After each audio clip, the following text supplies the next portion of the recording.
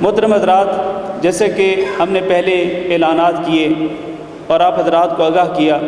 کہ آج کے ماہانہ پروگرام کی خصوصیت یہ ہے کہ ہمارے معزز مہمان جو مکہ مکرمہ سے تشریف لائے ہیں ان کا خطاب ہونا ہے آج کے اس پروگرام میں۔ اور معزز مہمان محترم جناب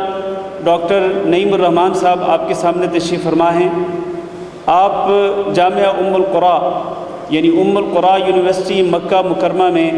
تدریس کے فرائض سر انجام دے رہی ہیں پچھلے تقریباً 4 سال سے، اور آپ کا تخصص یہ ہے کہ آپ نے اسلامک بینکنگ میں پی ایچ ڈی کر رکھی ہے، اسلامک بینکنگ میں پی ایچ ڈی کر رکھی ہے۔ تو آج ہم نے آپ کا جو موضوع رکھا ہے محترم ڈاکٹر صاحب کا، وہ موضوع بھی اسی سے متعلق ہے۔ سود کیا ہے اور اس کی تباہ کاریاں کیا ہیں، اور بیمہ پالیسی جو ہے، آپ جانتے ہیں کہ آج کل بیمہ پالیسی منتشر ہے، پھیلی ہوئی ہے، اور لوگ دھڑا دھڑ اس بیمہ پالیسی میں حصہ لے رہے ہیں۔ کوئی جناب کس طریقے سے اس میں حصہ لیتا ہے، کوئی کس طرح سے اس میں حصہ لیتا ہے۔ تو بیمہ پالیسی کی شرعی حیثیت کیا ہے، اور پھر سود اور بیمہ کی جگہ پہ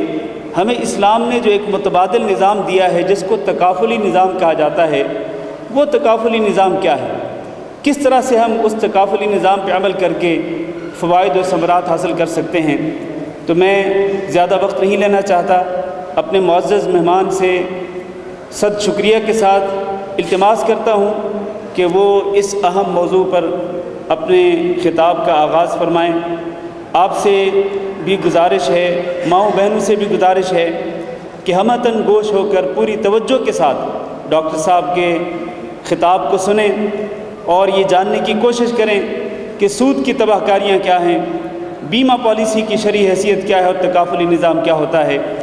تو تشریف لاتے ہیں محترم جناب ڈاکٹر نعیم الرحمن صاحب۔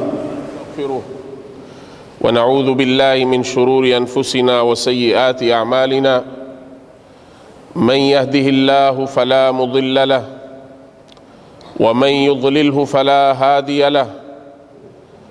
اشهد ان لا اله الا الله وحده لا شريك له، واشهد ان محمدا عبده ورسوله۔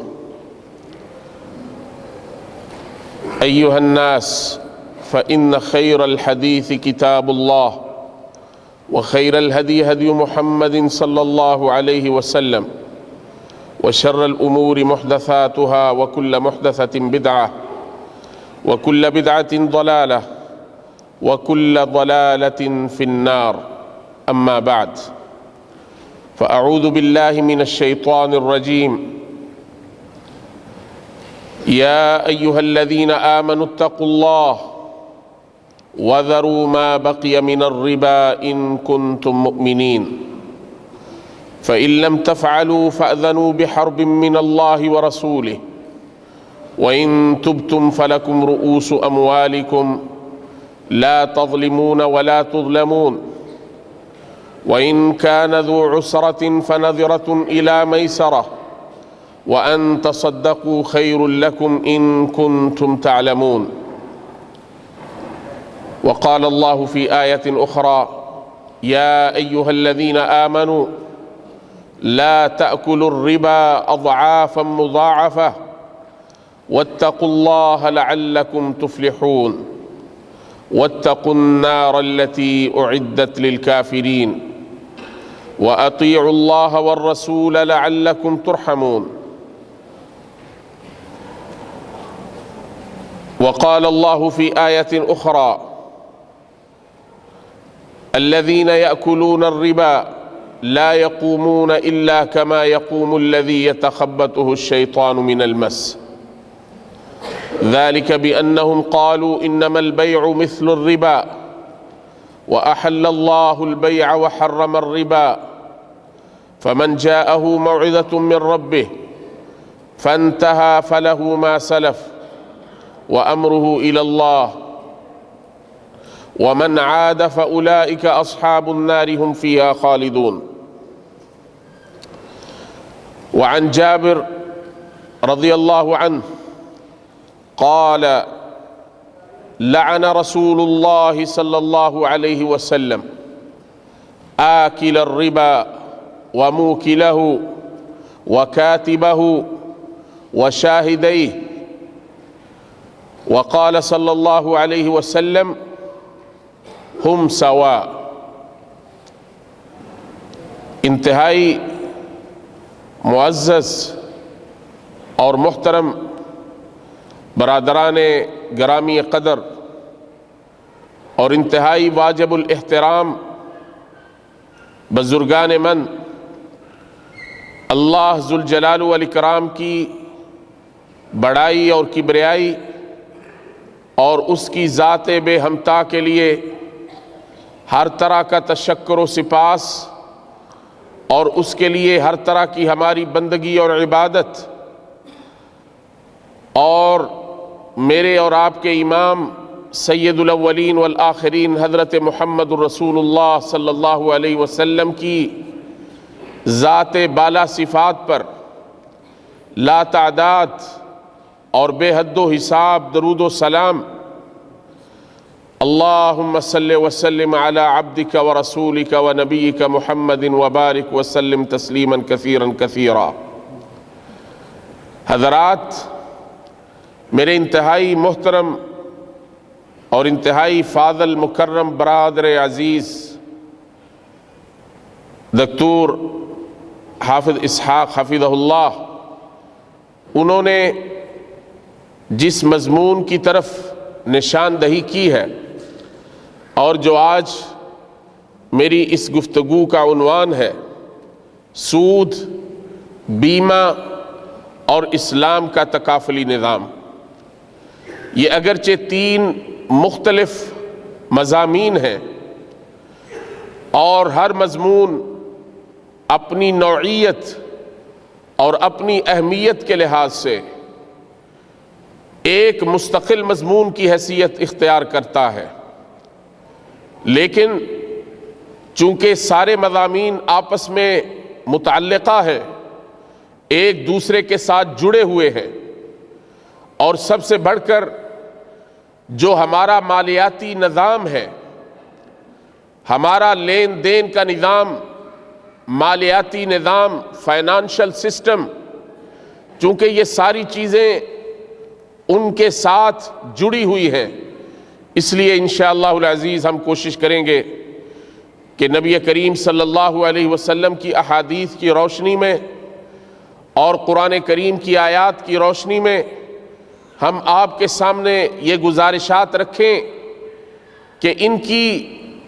کیا، سود کی کیا سنگینی ہے، سود کا کیا گناہ ہے، اور سود کے بارے میں اللہ رب العزت نے کس طرح لوگوں کو متنبہ کیا ہے، کس طرح لوگوں کو خبردار کیا ہے، ان کو اس سے کس طرح ڈرایا ہے، اور ہم نے اس سود کو کتنا معمولی سمجھ رکھا ہے، اور اس کے بارے میں ہم کتنے بے خبر ہیں، اور کتنا ہمارا علم اس کے بارے میں ناکافی ہے. حالانکہ حضرت عمر ابن خطاب رضی اللہ تعالیٰ عنہ کے بارے میں آتا ہے، آج ہم میں سے کتنے لوگ یہاں بیٹھے ہیں یا ہمارے معاشرے میں کتنے لوگ ہیں جو تجارت کرتے ہیں، کاروبار کرتے ہیں، بڑے بڑے مؤسسے چلاتے ہیں، بڑی بڑی کمپنیاں چلاتے ہیں، لین دین کرتے ہیں، لیکن کبھی کسی نے اس چیز کے بارے میں سوچا نہیں کہ جو میں لین دین کر رہا ہوں اس کی شرعی حیثیت کیا ہے. اور حضرت عمر بن خطاب رضی اللہ تعالی عنہ جب امیر المؤمنین تھے، خلیفۃ رسول اللہ، اور مسلمانوں کے جب وہ امام اور رہبر تھے، ان کا یہ وتیرہ تھا، یہ ان کا طرز عمل تھا کہ وہ مدینے کے بازاروں میں جایا کرتے تھے، پھرا کرتے تھے، گشت کرتے، اور جا کر لوگوں سے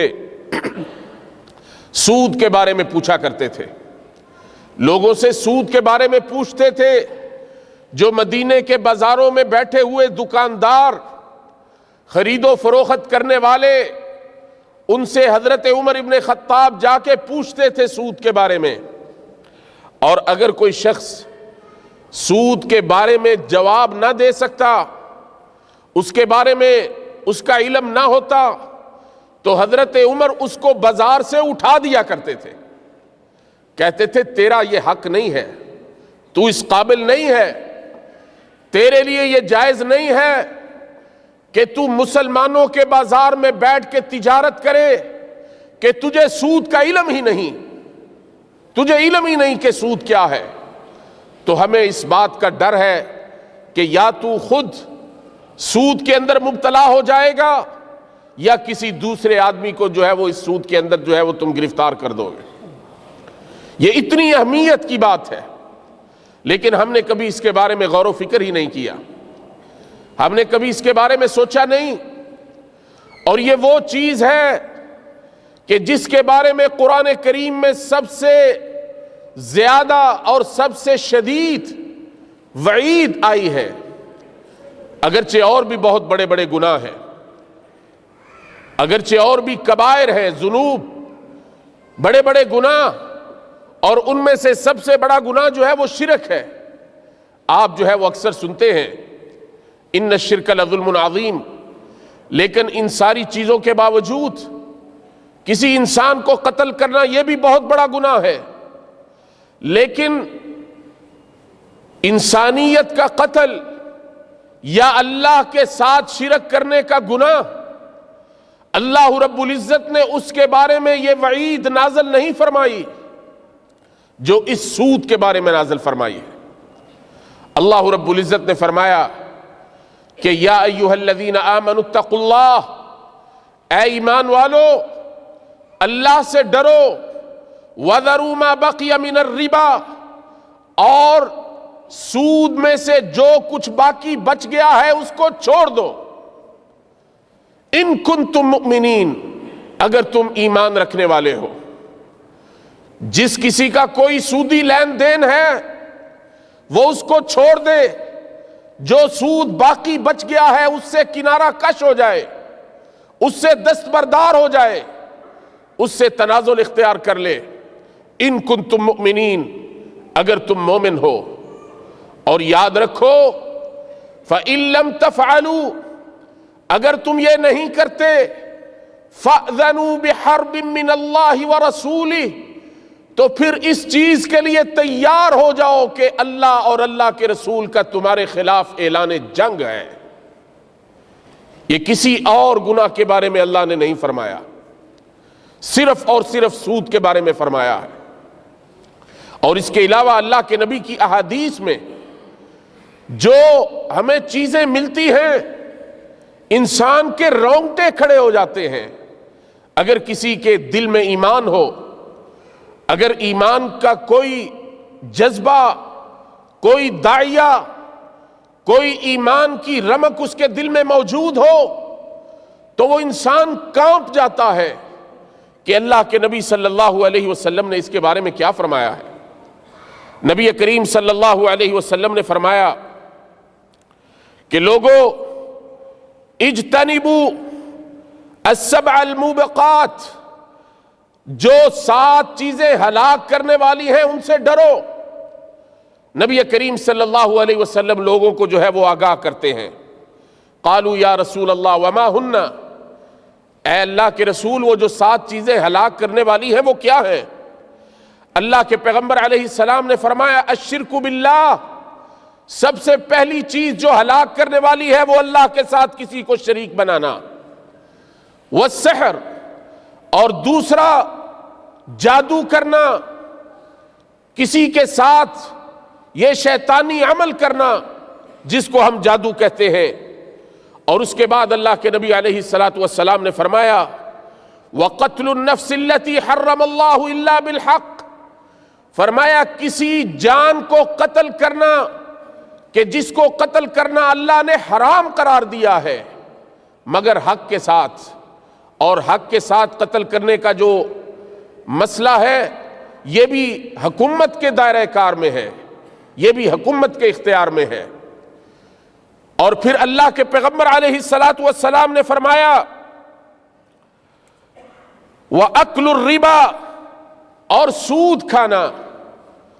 اور پھر فرمایا وَأَكْلُ مَالِ الْيَتِيمِ، اور یتیم کا مال کھانا، اور پھر اللہ کے نبی صلی اللہ علیہ وسلم نے فرمایا کہ جب میدان جنگ ہو وہاں سے راہ فرار اختیار کر لینا، اور پھر اللہ کے نبی علیہ الصلاۃ والسلام نے فرمایا کہ کسی مومنہ عورت کے اوپر الزام تراشی کرنا، اس کے اوپر بہتان لگانا، اس کی عزت اور اس کی آبرو کو خاک میں ملانا، اس کے اوپر جو ہے وہ کوئی جھوٹا الزام لگانا، یہ نبی کریم صلی اللہ علیہ وسلم نے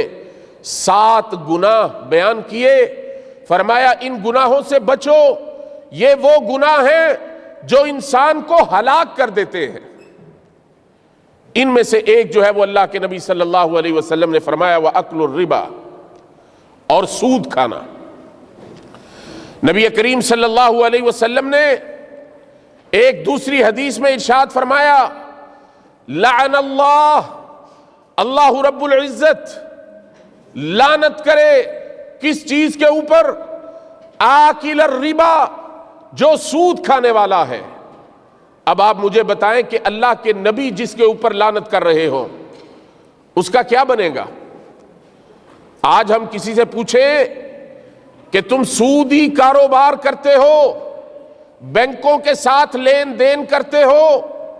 اور تمہاری تجارت کے اندر سودی تمویل، فائنانسنگ، انٹرسٹ بیسڈ فائنانسنگ ہے تمہاری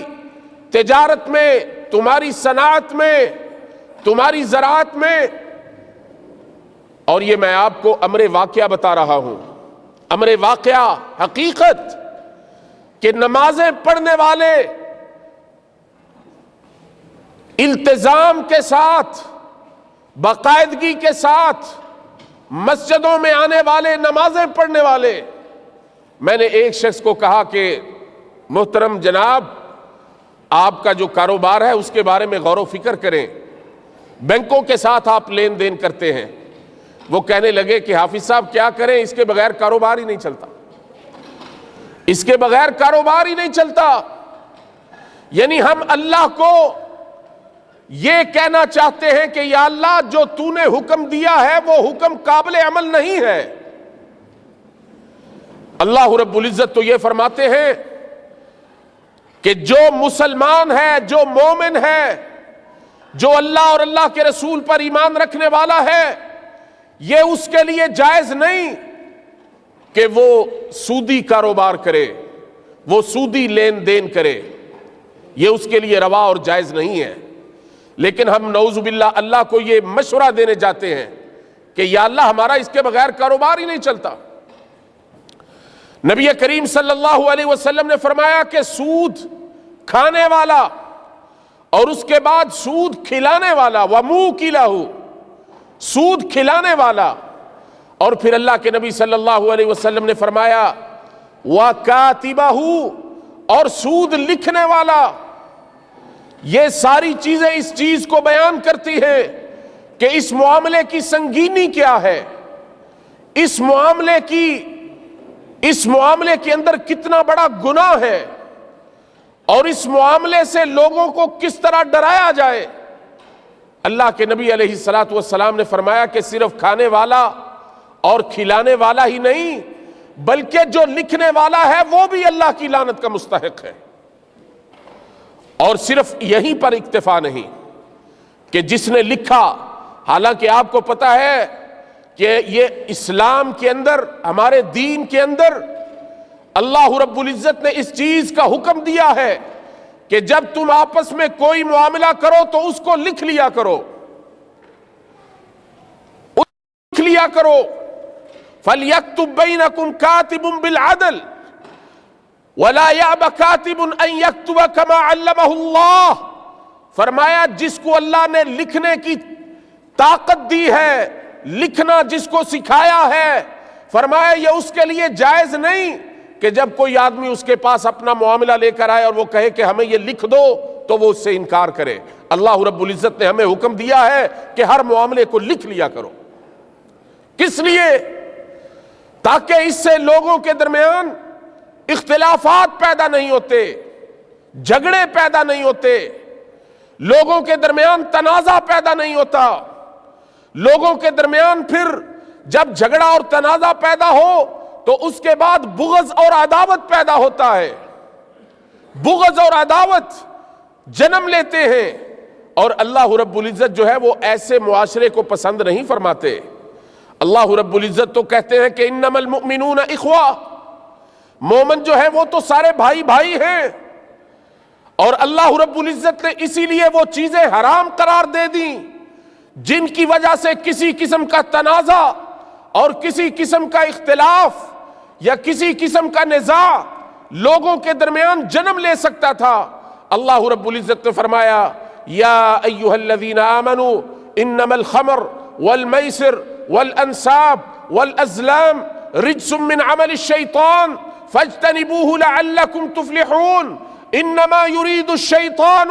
ان يوقع بينكم العداوة والبغضاء في الخمر والميسر ويصدكم عن ذكر الله وعن الصلاة فهل انتم منتهون۔ اے مومنو، اللہ رب العزت نے شراب کو حرام قرار دیا، جوئے کو حرام قرار دیا،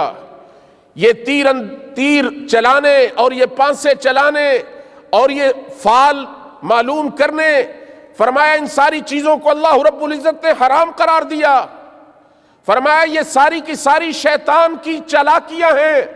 شیطان کی ناپاکیاں ہیں، رجس من الشیاطین۔ اور پھر فرمایا کہ یہ شیطان تو یہ چاہتا ہے، انما یرید الشیطان ان یوقع بینکم العداوۃ والبغضاء، شیطان تو یہ چاہتا ہے کہ اس میسر کے ذریعے، یہ قمار بازی کے ذریعے اور اس طرح ربا کے ذریعے اور غرر کے ذریعے، شراب نوشی کے ذریعے تمہارے درمیان جو ہے وہ عداوتیں پیدا ہوں اور تمہارے درمیان جو ہے وہ جھگڑے پیدا ہوں، تاکہ تم ایک دوسرے کے ساتھ دست و گریباں ہو۔ شیطان تو یہ چاہتا ہے، لیکن اللہ رب العزت نے ان چیزوں کو اس لیے حرام قرار دیا تاکہ مسلمان مومن جو ہے وہ مومن کا بھائی ہو۔ المؤمن للمؤمن کالبنیان المرصوص، اللہ کے پیغمبر علیہ الصلوۃ والسلام نے فرمایا اس طرح ہاتھوں میں انگلیاں ڈال کر کہ ایک مسلمان جو ہے وہ دوسرے مسلمان کے ساتھ اس طرح بھائی ہے، یشد بعضہ بعضا، فرمایا ایک جو ہے وہ دوسرے کو تقویت دیتا ہے۔ ہم ایک دوسرے کی ٹانگیں کھینچتے ہیں، اور اللہ کے نبی نے فرمایا کہ مومن مومن کو تقویت دیتا ہے، وہ اس کا سہارا بنتا ہے، وہ اس کی مدد کرتا ہے، وہ اس کے کام آتا ہے۔ اور نبی کریم صلی اللہ علیہ وسلم نے صرف یہاں تک بس نہیں کی، صرف یہی نہیں کہا کہ جو سود کھانے والا ہے اور جو سود کھلانے والا ہے اور جو سود لکھنے والا ہے یہ سارے کے سارے ملعون ہیں، اللہ کی لعنت کے مستحق ہیں، اللہ کی رحمت سے دور ہیں۔ لعنت کا مطلب یہ ہے، آج ہم نے تو لعنت کو بھی معمولی سمجھ لیا ہے۔ اللہ رب العزت نے شیطان کو، جس نے سب سے پہلے اللہ کی نافرمانی کی اور جس نے سب سے پہلے اللہ کے سامنے تکبر کیا اور جس نے سب سے پہلے اللہ کے حکم کے سامنے جو ہے وہ اپنا سر جھکانے کی بجائے اس نے حکم گردانی کی، اللہ رب العزت نے اس کے اوپر فرمایا وَإِنَّ عَلَيْكَ اللَّعْنَةَ إِلَى يَوْمِ الدِّينِ، قیامت کے دن تک میری لعنت جو ہے وہ تیرے اوپر برستی رہے گی۔ اور ہم نے لعنت کو معمولی سمجھا ہے، یہ اللہ کی رحمت سے دور ہونا، اور جو اللہ کی رحمت سے دور ہو گیا اس کا کیا بنے گا؟ کس جگہ پہ اس کو پناہ ملے گی؟ کون آسمان اس کے سر پہ سایہ فگن ہوگا؟ کون زمین اس کو جو ہے وہ پناہ دے گی جس سے اللہ کی رحمت دور ہو گئی؟ ہم نے کبھی اس کے بارے میں سوچا ہی نہیں۔ اور نبی کریم صلی اللہ علیہ وسلم نے صرف ان تین آدمیوں کا ذکر نہیں کیا، کھانے والا اور کھلانے والا اور لکھنے والا نہیں، اللہ کے نبی نے فرمایا وَشَاهِدَيْهِ، وہ آدمی جو سودی عقد اور سودی معاملہ، سودی لین دین، اس کے اندر جو گواہ بنے گا وہ بھی اللہ کی لعنت کا مستحق ہے۔ 5 آدمی، سود ایک اور 5 آدمی، ایک سود کی وجہ سے 5 آدمی جو ہے وہ اللہ کی لعنت کے مستحق ٹھہرے۔ اور ہم نے کہا کہ ہمارا تو کاروبار ہی نہیں چلتا، کیا کریں؟ نبی کریم صلی اللہ علیہ وسلم نے فرمایا الربا 73 بابا۔ اللہ اکبر، ذرا سنیں کہ اللہ کے نبی جو ہے وہ کیا فرماتے ہیں سود کی سنگینی کے بارے میں۔ فرمایا الربا 73 بابا ایسرها ان ينكح رجل امه۔ فرمایا سود یہ اتنی بری چیز ہے اور اس کے اتنے عواقب ہیں اور اس کے اتنے نتائج ہیں اور اس کے اتنے برے اثرات ہیں، فرمایا یوں سمجھو کہ 70 سے زیادہ 73 کے قریب دروازے ہیں، 73 کے قریب دروازے ہیں اس کے نتائج و عواقب کے اور اس کے برے اثرات کے۔ اور فرمایا جو سب سے کم تر اس کا اثر ہے، ایسرھا، جو سب سے کم تر اس کا اثر ہے وہ یہ ہے کہ انسان اپنی ماں کے ساتھ بدکاری کرے، انسان اپنی ماں کے ساتھ بدکاری کرے۔ یہ کوئی معمولی چیز نہیں ہے۔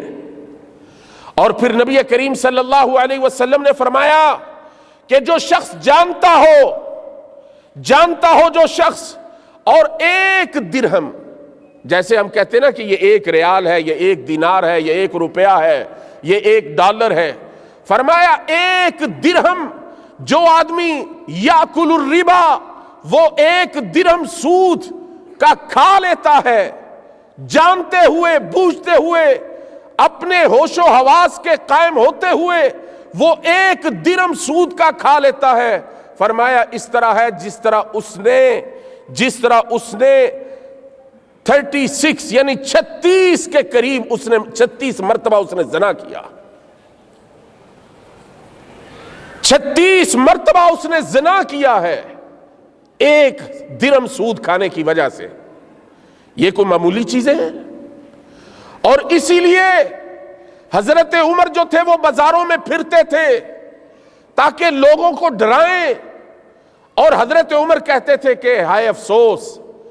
یہ جو آخری آیات تھی نا اللہ کے نبی پر، حضرت عبداللہ ابن عباس کہتے ہیں یہ سود کی آیات نازل ہوئی تھی، یا ایھا الذین آمنوا اتقوا اللہ وذروا ما بقی من الربا ان کنتم مؤمنین۔ یہ جو آخری آیات اللہ کے نبی کے اوپر نازل ہوئیں یہاں تک واتقوا یوما ترجعون فیہ الی اللہ ثم توفی کل نفس ما کسبت وہم لا یظلمون، فرمایا یہ آخری آیات نازل ہوئیں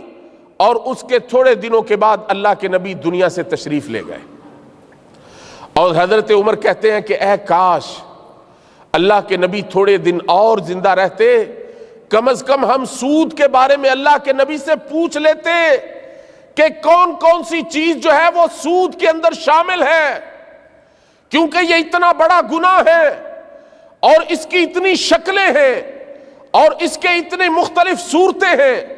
کہ یہ کسی نہ کسی طرح انسان کو اپنے اندر جو ہے وہ ملوث کر لیتا ہے، انسان کو اپنی لپیٹ میں لے لیتا ہے۔ اور نبی کریم صلی اللہ علیہ وسلم نے فرمایا تھا ایک وقت آئے گا کہ سود اتنا عام ہو جائے گا کہ جو آدمی سود سے بچتا بھی ہوگا، جیسے ہوا کے اندر غبار ہوتی ہے، یہ مٹی کے چھوٹے چھوٹے ذرات ہوتے ہیں، فرمایا غبار کی طرح یہ سود اس کے نتنوں کے ذریعے اس کے اندر چلا جائے گا۔ اور آج یہ جو ہمارا معاشی نظام ہے اور یہ جو ہمارا مالیاتی نظام ہے اور یہ جو ہمارا بینکاری کا نظام ہے، بدقسمتی کی بات یہ ہے کہ یہ سارے کا سارا سودی نظام ہے۔ اور اب ہم نے اسلامی بینکاری کو شروع تو کیا ہے، لیکن یہ اسلامی بینکاری ابھی اس کے اوپر بہت وقت لگے گا اس کو اسلامی بنتے ہوئے۔ کیوں کہ جب اس کا فکر اور جب اس کا نظریہ شروع ہوا تھا اس وقت تو ہمارے سامنے جو مطمع نظر تھا، جو ہمارا مقصد تھا، وہ یہ تھا کہ ہم نے لوگوں کو سود سے بچانا ہے، اور لوگوں کو سود سے بچا کر مکمل طور پر اسلامی جو نظام مالیات ہے اور اسلامی نظام اقتصادیات ہے، اس کی خیرات و برکات سے لوگوں کو ہمکنار کرنا ہے۔ لیکن بدقسمتی کی بات یہ ہے کہ ہمارا یہ موجودہ اسلامی بینکاری کا نظام بھی اسی ڈگر پہ چل نکلا اور اسی طریقے پہ چل نکلا کہ جس کے بارے میں ہم جو ہے وہ جس کے بارے میں ہم شرح صدر کے ساتھ اور اطمینان قلب کے ساتھ ہم یہ نہیں کہہ سکتے کہ یہ نظام جو ہے یہ سود سے پاک ہے۔ ہم یہ نہیں کہہ سکتے۔ اس میں بہت ساری ایسی چیزیں ہیں جو مشکوک ہیں، جن کے بارے میں علماء نے کلام کیا ہے۔ تو حضرات، یہ سود ہے کیا؟ ہم نے اس کی حرمت کے بارے میں بھی سن لیا۔ اللہ رب العزت نے فرمایا احل اللہ البیع وحرم الربا، لوگوں اللہ نے تجارت کو حلال قرار دیا ہے اور سود کو حرام قرار دیا ہے۔ اور ہم نے یہ بھی سن لیا کہ نبی کریم صلی اللہ علیہ وسلم نے فرمایا کہ سود کھانے والا ایسے ہے جیسے کوئی اپنی ماں کے ساتھ بدکاری کرے،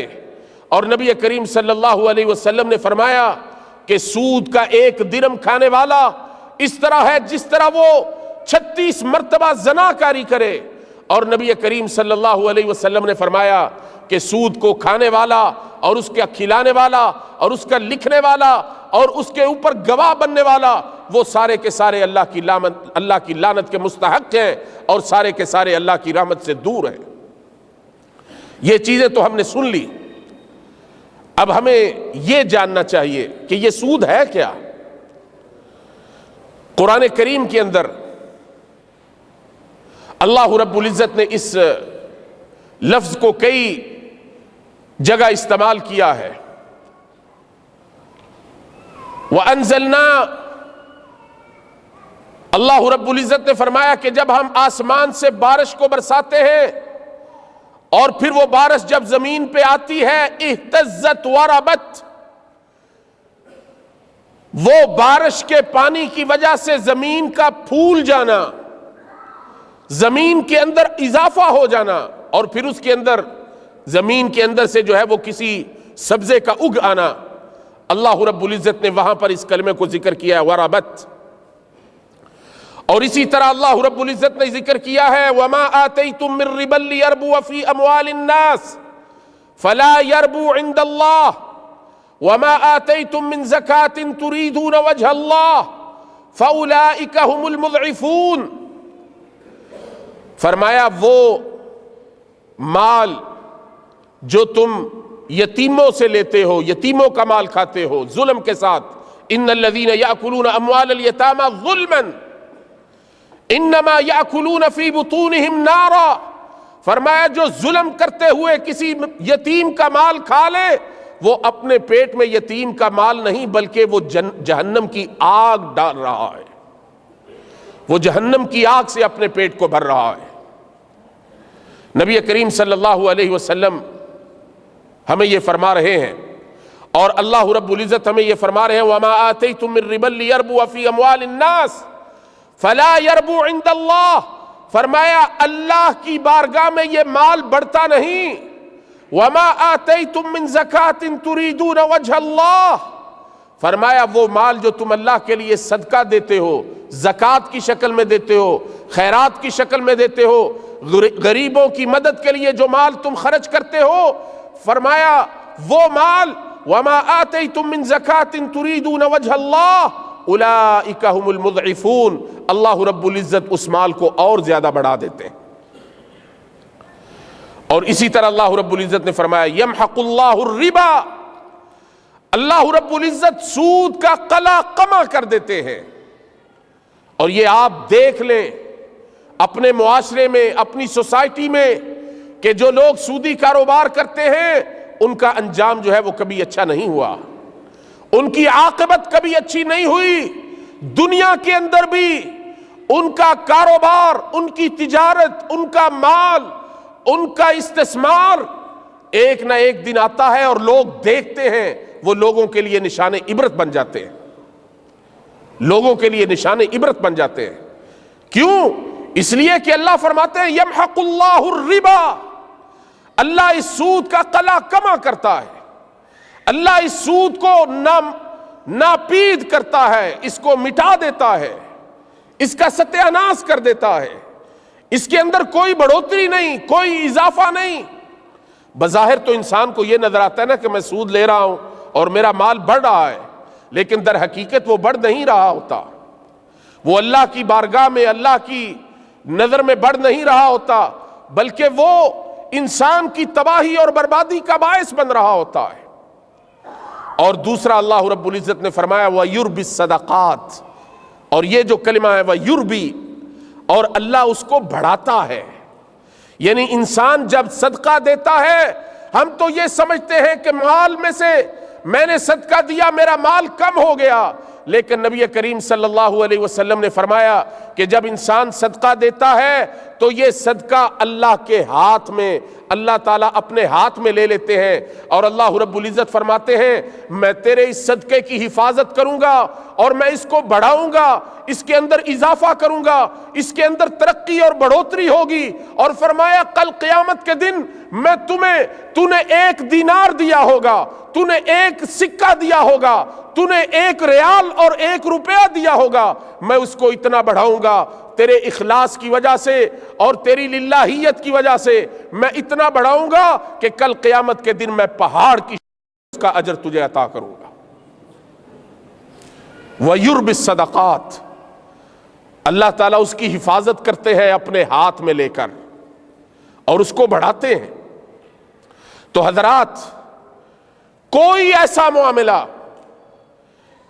لین دین کا کوئی ایسا معاملہ، نبی صلی اللہ علیہ وسلم نے فرمایا الذهب بالذهب والفضة بالفضة والبر بالبر والشعير بالشعير والتمر بالتمر والملح بالملح۔ نبی کریم صلی اللہ علیہ وسلم نے 6 چیزوں کا تذکرہ کیا۔ الذهب بالذهب، سونے کے ساتھ سونا، چاندی کے ساتھ چاندی، اور جو کے ساتھ جو، اور گیہوں کے ساتھ گیہوں، اور کھجور کے ساتھ کھجور، اور نمک کے ساتھ نمک۔ اللہ اکبر، اللہ کے نبی نے کوئی چیز نہیں چھوڑی۔ جو چیزیں بڑی قیمتی سمجھی جاتی ہیں، سونا اور چاندی یہ بڑی قیمتی چیزیں ہیں، اور ان میں کوئی شک کی بات نہیں کہ یہ بڑی قدر و قیمت رکھنے والی چیزیں ہیں، انسان ان کو پسند کرتا ہے۔ المال والبنون زینۃ الحیات الدنیا، اور زین للناس حب الشہوات من النساء۔ اللہ رب العزت نے فرمایا وتحبون المال حبا جما، انسان سونے اور چاندی کو تو پسند کرتا ہے، اور سونے اور چاندی کے ساتھ اللہ کے نبی کے زمانے میں سارا لین دین، سارا کاروبار، ساری تجارت اور لوگوں کی خرید و فروخت اور ان کی بیع و شراء، یہ ساری کی ساری سونے اور چاندی کے ساتھ ہوتی تھی۔ اور یہ بھی ہماری بدقسمتی ہے کہ یہ جو موجودہ نظام ہے، یہ سودی نظام جس نے پوری دنیا کو اپنی لپیٹ میں لے رکھا ہے، اس سودی نظام کی وجہ سے پوری دنیا کا جو سونا تھا اور چاندی تھی وہ چند ہاتھوں میں مرتکز ہو کر رہ گیا، اور وہ سونا اور چاندی لوگوں نے لوگوں سے جمع کر کے اپنی تجوریاں بھر لیں، اور لوگوں کے سامنے جو ہے یہ جو آج کل ہمارے پاس کاغذی نوٹ چلتے ہیں پوری دنیا میں، ان کو رواج دے دیا۔ یہ سارے کا سارا اس سودی نظام کی وجہ سے ہے۔ ایک زمانہ تھا کہ پوری، یہ چند سال پہلے کی بات ہے، کم از کم 30-40 سال پہلے کی بات ہے، کہ پوری دنیا کا 3/4 سونا، 3/4 پوری دنیا کا 3/4 سونا جو ہے یہ صرف ایک ملک کے پاس موجود تھا۔ آپ اندازہ کریں کہ یہ لوگ کس طرح پوری دنیا کے اقتصادی نظام کے اوپر جو ہے وہ کس طرح قابض ہوئے ہیں اور کس طرح لوگوں کو اپنا اقتصادی غلام بنایا ہے۔ اب جو لڑائیاں اور جنگیں اور یہ ساری چیزیں یہ صرف اسی اقتصادیات کی وجہ سے ہیں، اور اسی لیے نبی کریم صلی اللہ علیہ وسلم نے فرمایا تھا حجۃ الوداع کے موقع پر کہ کل امر من امور الجاہلیہ تحت قدمی موضوع، کہ یہ سارے جاہلیت کے کام، جاہلیت کے سارے امور آج میں اپنے قدموں کے نیچے رونتا ہوں۔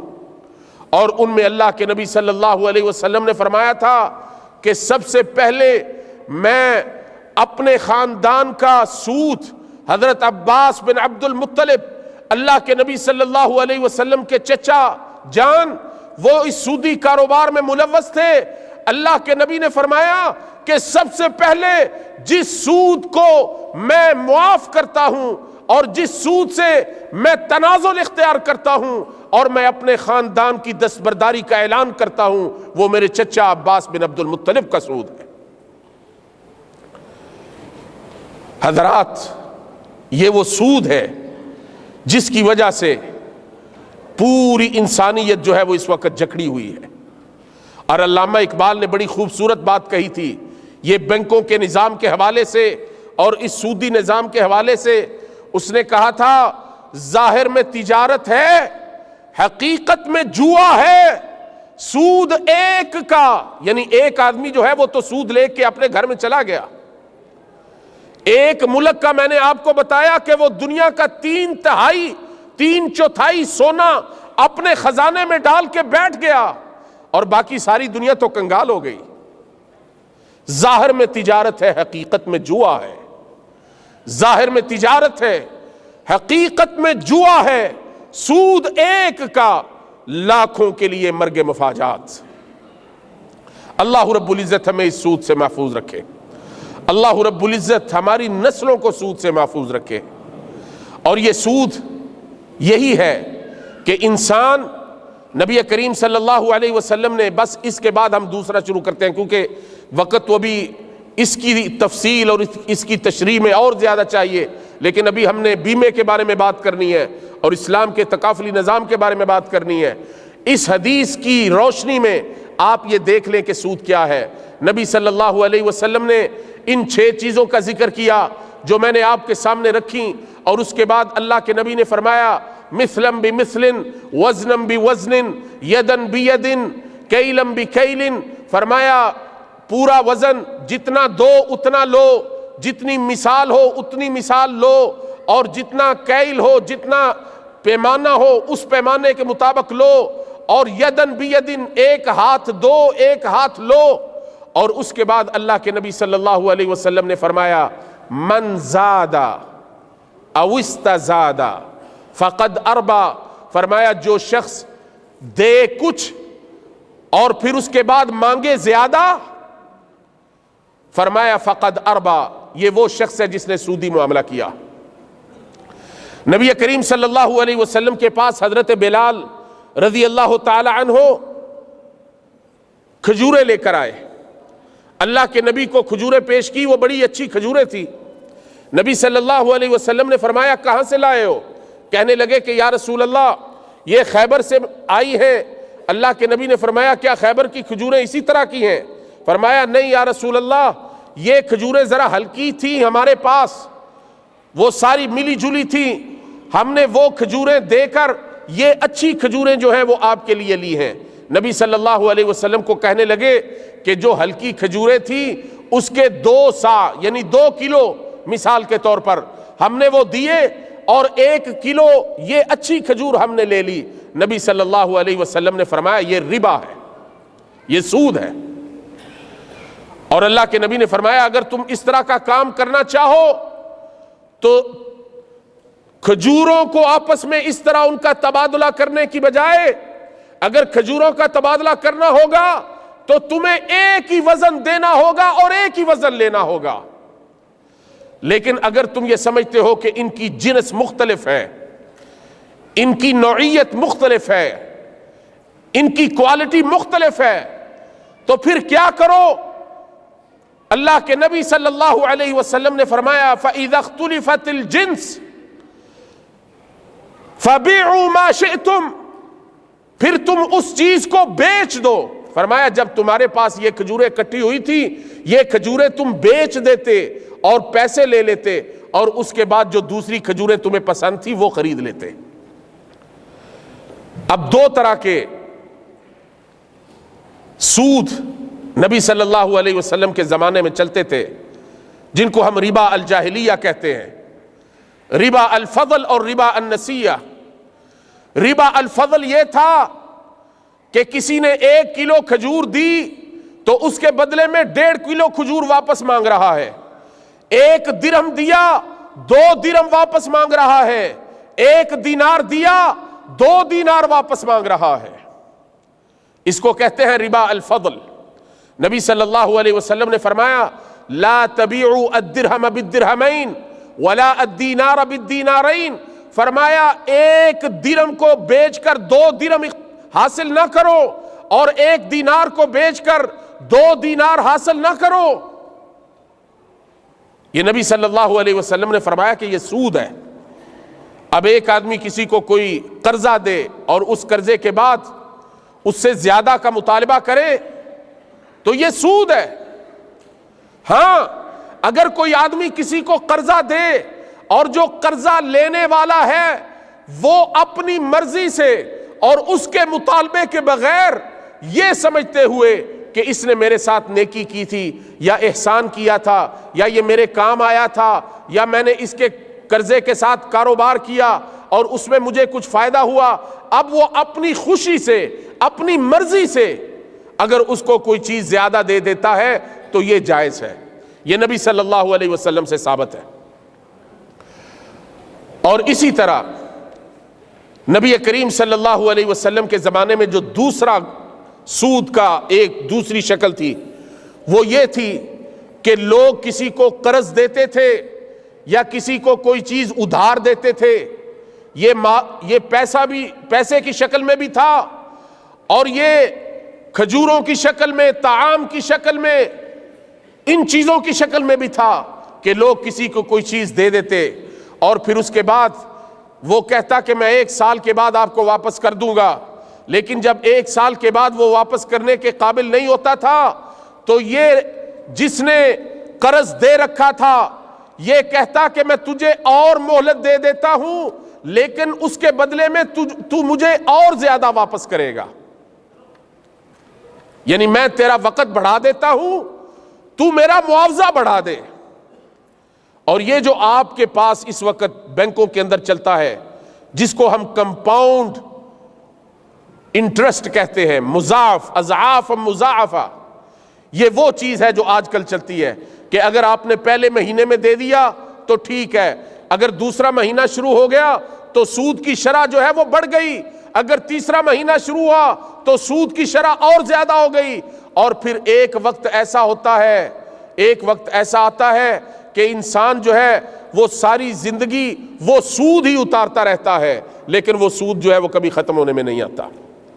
اللہ رب العزت ہمیں اس سے محفوظ رکھے. باتیں تو بہت تھیں لیکن انشاءاللہ العزیز آپ ہمارے جو برادران گرامی قدر ہیں وہ اس سلسلے میں آپ کو مزید قرآن و حدیث کی روشنی میں بتائیں گے. دوسری چیز جس کے بارے میں گزارش کرنا چاہتا ہوں اور یہ بھی ہمارے معاشرے میں بڑی عام ہے اور بدقسمتی کے ساتھ یہ چیز بھی سود کے ساتھ ریلیٹڈ ہے، متعلقہ ہے. یہ سارا کا سارا نظام سودی، اور یہ وہ نظام ہے جس کو ہم کہتے ہیں انشورنس کا نظام، بیمے کا نظام.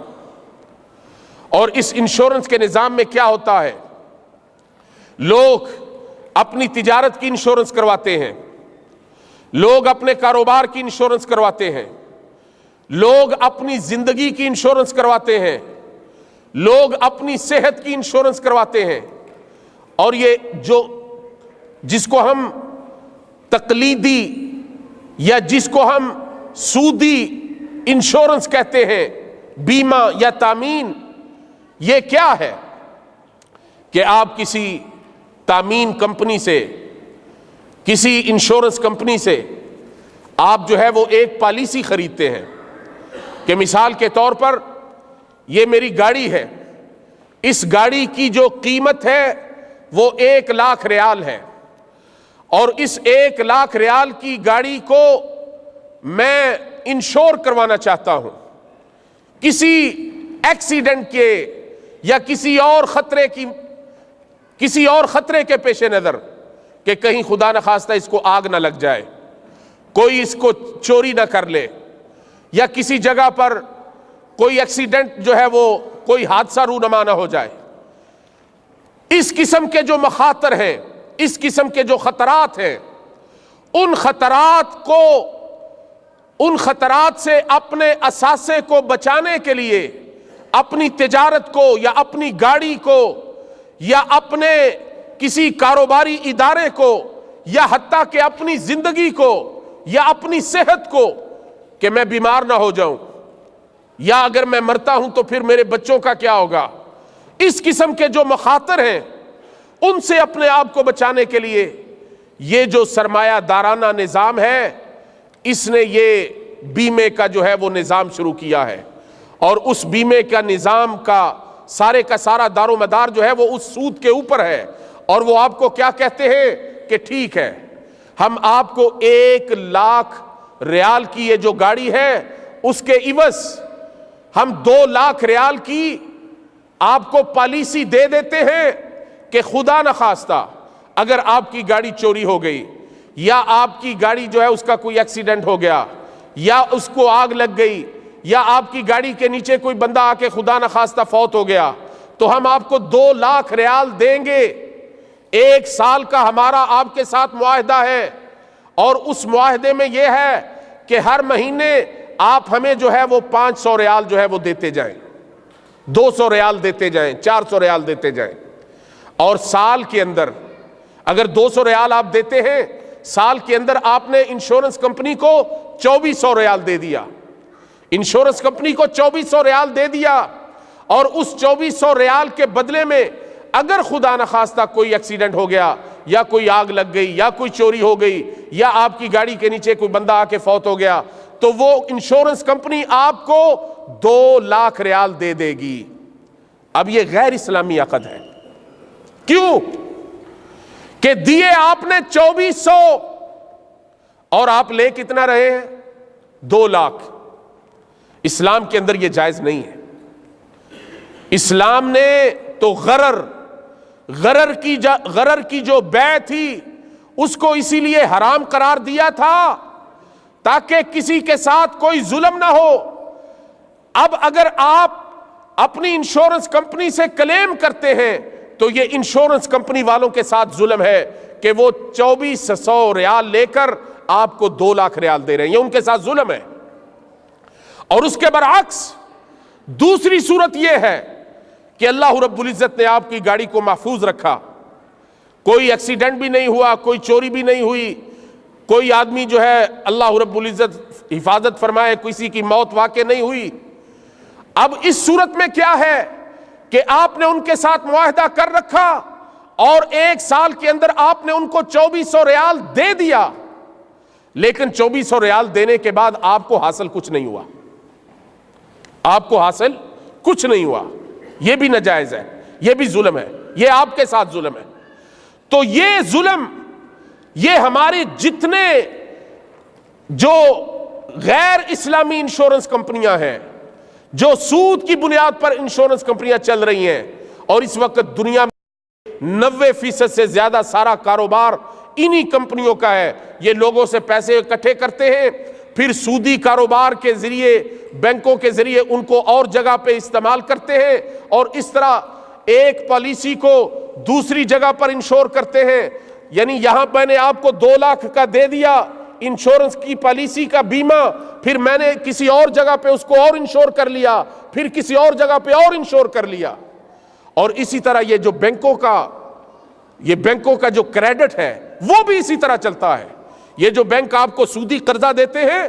وہ بھی اسی طرح چلتا ہے کہ اگر کسی آدمی نے 1,00,000 ریال یا 1,00,000 دینار کسی بینک سے لیا ہے تو بینک اس قرضے کو انشور کروا دیتا ہے، اور اس قرضے کو پھر کسی دوسری جگہ پہ انشور کرتا ہے. اس کو بینکوں کی زبان میں سیکیورٹائزیشن کہتے ہیں. اور یہ میں آپ کو بتاؤں، یہ گزشتہ چند سالوں میں جو پوری دنیا میں یہ جو مالیاتی بحران پیدا ہوا تھا، فائنانشل کرائسس، اس کے پیچھے سب سے بڑی وجہ یہ تھی کہ لوگوں نے قرضہ تو تھوڑا لے رکھا تھا، لیکن وہ قرضہ انشور ہوتے ہوئے ایک کے بعد دوسری انشورنس، پھر تیسری، پھر چوتھی، اور پھر آگے اس طرح لامتناہی سلسلہ چلتا ہوا. اگر وہ 1 ٹریلین کا قرضہ تھا تو وہ جب نقصان ہوا تو 6 ٹریلین کا نقصان ہوا، 6 گنا زیادہ نقصان ہوا. اس کے برعکس اگر کوئی تعاونی انشورنس ہو، اسلام کی انشورنس جس کو ہم تکافلی انشورنس کہتے ہیں، ایک تو بعد میں اسلام کا جو تکافلی انتظام ہے اس کے بارے میں بھی مختصر بات کریں گے، لیکن جو اسلام کی تکافلی انشورنس ہے اس کو ہم تعاونی انشورنس کہتے ہیں، کوآپریٹو انشورنس. یہ کوآپریٹو انشورنس کیا ہوتی ہے؟ کوآپریٹو انشورنس یہ ہے کہ چند لوگ جو کسی ایک کاروبار کے ساتھ تعلق رکھتے ہیں، ہم ایک ہی مثال کے طور پر بازار میں بیٹھے ہیں، کاروبار کرتے ہیں، ایک ہی مارکیٹ کے اندر ہماری دکانیں ہیں، ہم اپنا ایک گروپ بنا لیتے ہیں اور اس گروپ میں ہم ایک صندوق بناتے ہیں، ایک فنڈ بناتے ہیں اور کہتے ہیں کہ مہینے کے اندر یہاں 10 آدمی ہیں، 10 دکاندار ہیں اس مارکیٹ کے اندر، مہینے کے اندر ایک آدمی، ایک دکاندار، ایک فرد جو ہے اس مجموعے کا وہ اتنے پیسے جو ہے وہ جمع کروائے گا، اور اس طرح جو ہے وہ ہمارا فنڈ جو ہے وہ بڑھتا جائے گا. اور پھر یہ فنڈ جو ہے وہ ہم کسی کاروبار میں لگائیں گے یا کسی استثمار میں ہم اس کو شامل کریں گے، اور جو اس کے اوپر منافع ہوگا وہ سارے لوگوں کے درمیان تقسیم ہوگا. جو اس کے اوپر منافع ہوگا وہ سارے لوگوں کے درمیان تقسیم ہوگا. اور خدا نخواستہ اگر کسی ان 10 آدمیوں میں سے کسی کے ساتھ کوئی ایسا معاملہ رونما ہو جائے کہ اس کا نقصان ہو جائے یا اس کی دکان کی چوری ہو جائے یا اس کا کوئی حادثہ ہو جائے، تو پھر ہم اس فنڈ سے اس کی مدد کریں گے. اس کو کہتے ہیں کوآپریٹو انشورنس. یہ انشورنس جو ہے یہ اسلام کے اندر جو ہے یہ جائز ہے، لیکن اس کے علاوہ جو پہلی انشورنس جس کے بارے میں ہم نے ابھی بیان کیا، اس کی اسلام کے اندر کوئی ایسی شکل نہیں، کسی طرح بھی اس کو جو ہے وہ جائز قرار نہیں دیا جا سکتا. اور جو مجمع فقہی الاسلامی، رابطہ علم اسلامی کا اور سعودی عرب کے جو ہیئت کبار علماء کا جو فتویٰ ہے وہ یہی ہے کہ یہ جو تقلیدی انشورنس ہے یہ سراسر غیر اسلامی ہے اور سراسر سود کے اوپر مبنی ہے. اور یہ جو اسلامی انشورنس ہے اس میں یہ ہے کہ اگر کوئی حادثہ رونما ہو جائے تو وہ لوگ اس کی مدد کرتے ہیں، اور اگر خدا نخواستہ حادثہ نہیں بھی رونما ہوتا تو پھر بھی ان کا مال وہاں پہ محفوظ ہے، وہ سارے کے سارے اس کے حقدار ہیں. یہ نہیں جس طرح وہ انشورنس کمپنی نے مال لے لیا اور اب آپ کا معاملہ ختم، نہیں، بلکہ وہ سارے حقدار ہیں، اور جو اس میں منافع ہوتا ہے وہ سارے حقداروں کے اندر جو ہے وہ تقسیم کر دیا جاتا ہے. اور اب تیسری بات جو ہے اس کو مختصر طریقے سے مجھے افسوس ہے کہ اتنے مختصر وقت میں اس کو صحیح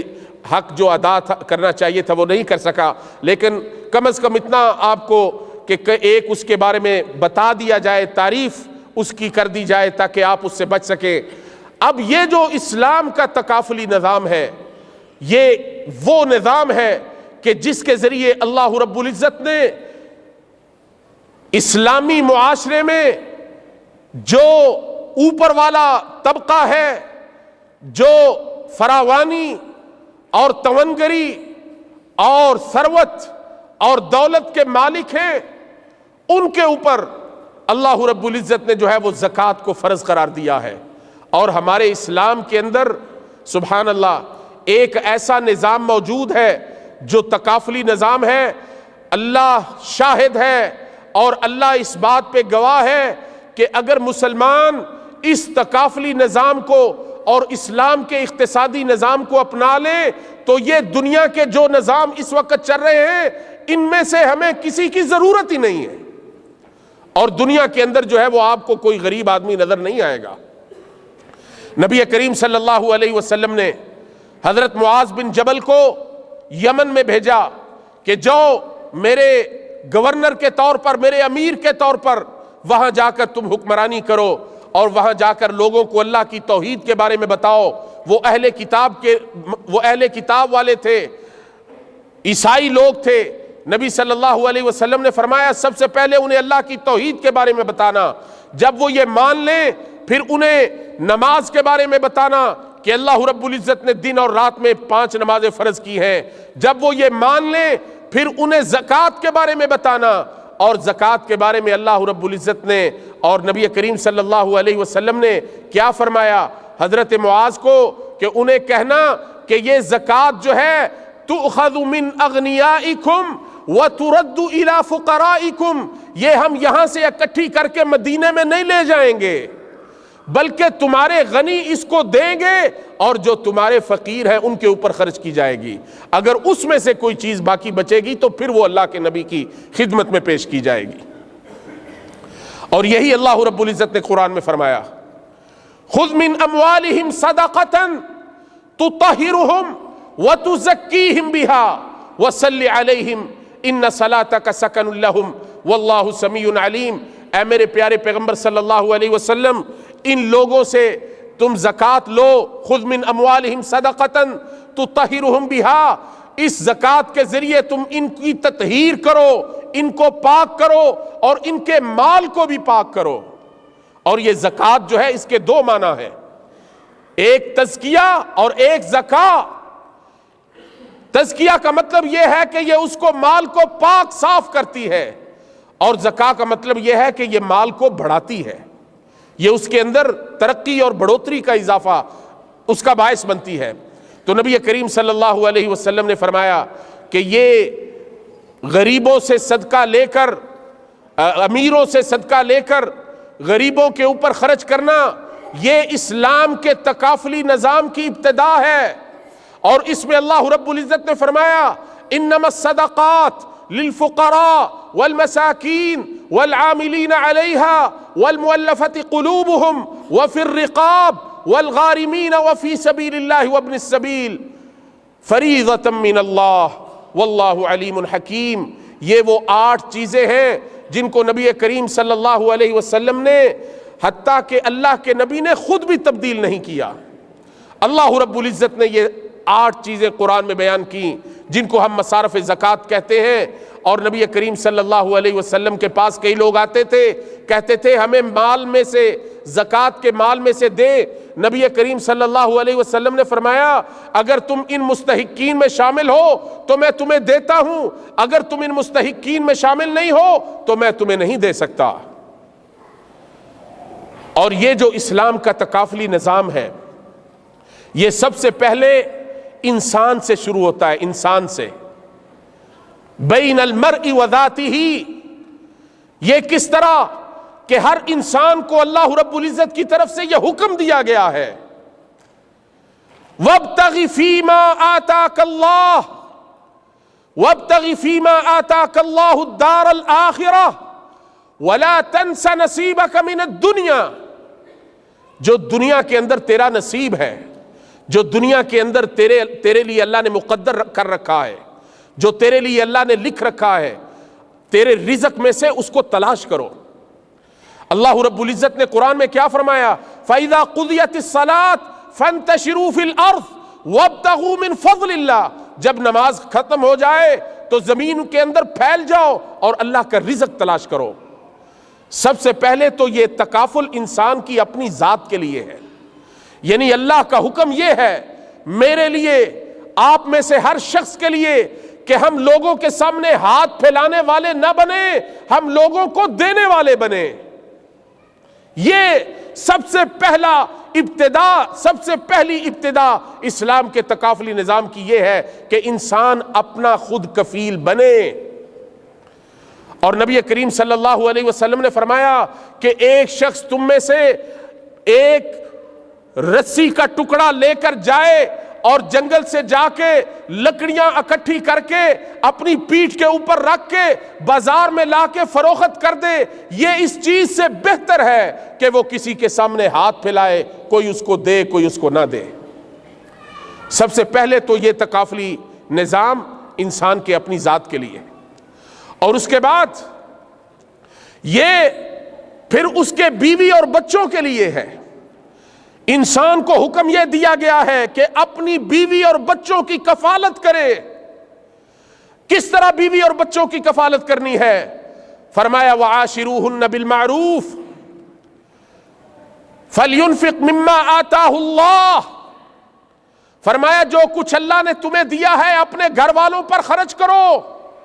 اور یہ میں آپ کو بتا دوں کہ گھر والوں پر خرچ کرنا یہ بہترین صدقہ ہے۔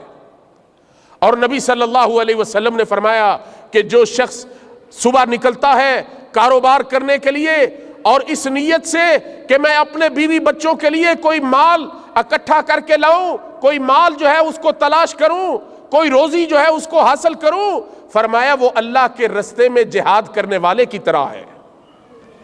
وہ شخص ایسے ہی ہے کہ وہ اللہ کے رستے میں جہاد کر رہا ہے۔ تو دوسرا،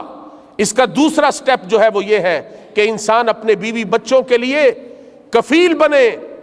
اور اپنے بچوں کے لیے کس طرح؟ اللہ رب العزت نے فرمایا وَلَا تَقْتُلُوا أَوْلَادَكُمْ خَشْيَةَ إِمْلَاقٍ، اپنے بچوں کو بھوک کی ڈر کی وجہ سے قتل نہ کرو۔ نَحْنُ نَرْزُقُكُمْ وَإِيَّاهُمْ، فرمایا تمہیں بھی ہم کھلاتے ہیں، تمہارے بچوں کو بھی ہم کھلاتے ہیں۔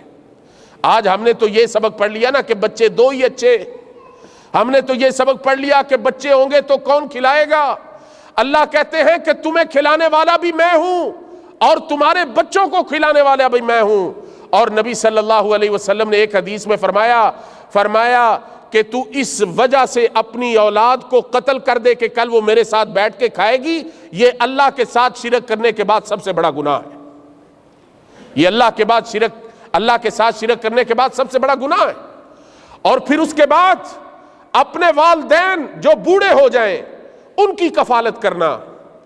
اللہ رب العزت نے اس کے بارے میں کیا فرمایا؟ فرمایا وَقَضَىٰ رَبُّكَ أَلَّا تَعْبُدُوا إِلَّا إِيَّاهُ وَبِالْوَالِدَيْنِ إِحْسَانًا۔ یہ ہے اسلام کا تکافلی نظام کہ اپنے آپ کو اپنی حفاظت کرو، اپنے گھر والوں کی حفاظت کرو، ان کی کفالت کرو، اپنے بیوی بچوں کی کفالت کرو، اور اس کے بعد اپنے بوڑھے والدین کی کفالت کرو۔ نبی صلی اللہ علیہ وسلم کے پاس ایک شخص آیا، کہنے لگا کہ یا رسول اللہ، میرا بیٹا جو ہے وہ اس کے پاس مال ہے اور میں اس سے اگر کبھی لیتا ہوں تو وہ اس چیز کو پسند نہیں کرتا۔ اور اس نے ایسے شعر کہے، اللہ اکبر۔ نبی صلی اللہ علیہ وسلم نے جب وہ شعر سنے، اللہ کے نبی کے پاس حضرت جبریل آئے، کہنے لگے کہ یا رسول اللہ ذرا سوچیں کہ ایک باپ جو ساری زندگی محنت کرتا رہے، 20 سال 25 سال 30 سال محنت کرنے کے بعد کمائی کرے اور روزی حاصل کرے، اپنے بچے کو تعلیم دے اور اس کو لکھائے پڑھائے، اور جب وہ بچہ اس قابل ہو جائے کہ وہ کچھ کمانے کے قابل ہو جائے، اس وقت وہ بچہ کہے کہ یہ میرا ہے، یہ میرے باپ کا نہیں، تو اس باپ کے دل پہ کیا گزرتی ہوگی؟ اس باپ کے دل پہ بھی اس طرح ایک المناک اور اس طرح کا افسوسناک وقت گزرا۔ تو اس نے چند شعر کہے اور حضرت جبریل نبی کریم کے پاس تشریف لائے، کہنے لگے کہ یا رسول اللہ اس سے وہ شعر سنیں۔ اور جب اس باپ نے وہ شعر سنائے کہ یا رسول اللہ میں نے کس طرح اس کو پروان چڑھایا، میں نے کس طرح اس کی تربیت کی، میں نے کس طرح اس کے لیے مال کمایا، میں نے کس طرح اس کے سر پہ دست شفقت رکھا، اور کس طرح آج یہ جوان ہوا ہے اور جب اس قابل ہوا ہے اور میں بوڑھا ہو گیا ہوں، میں نے اپنی جوانی اس کے لیے لٹا دی، میں نے اپنی قوت اس کے لیے صرف کر دی، اور آج یہ اس قابل ہوا تھا کہ یہ میرے لیے کچھ کرتا یا میرا سہارا بنتا یا میری مدد کرتا، تو یہ مجھے کہتا ہے کہ میرے مال کو ہاتھ نہ لگاؤ۔ اللہ کے نبی نے جب یہ شعر سنے تو اللہ کے نبی کی آنکھوں سے آنسو جاری۔ اللہ کے نبی نے فرمایا اس بیٹے کو انت ومالک لابیک، فرمایا تو بھی اور تیرا مال بھی یہ تیرے باپ کا حق ہے۔ اور اسی طرح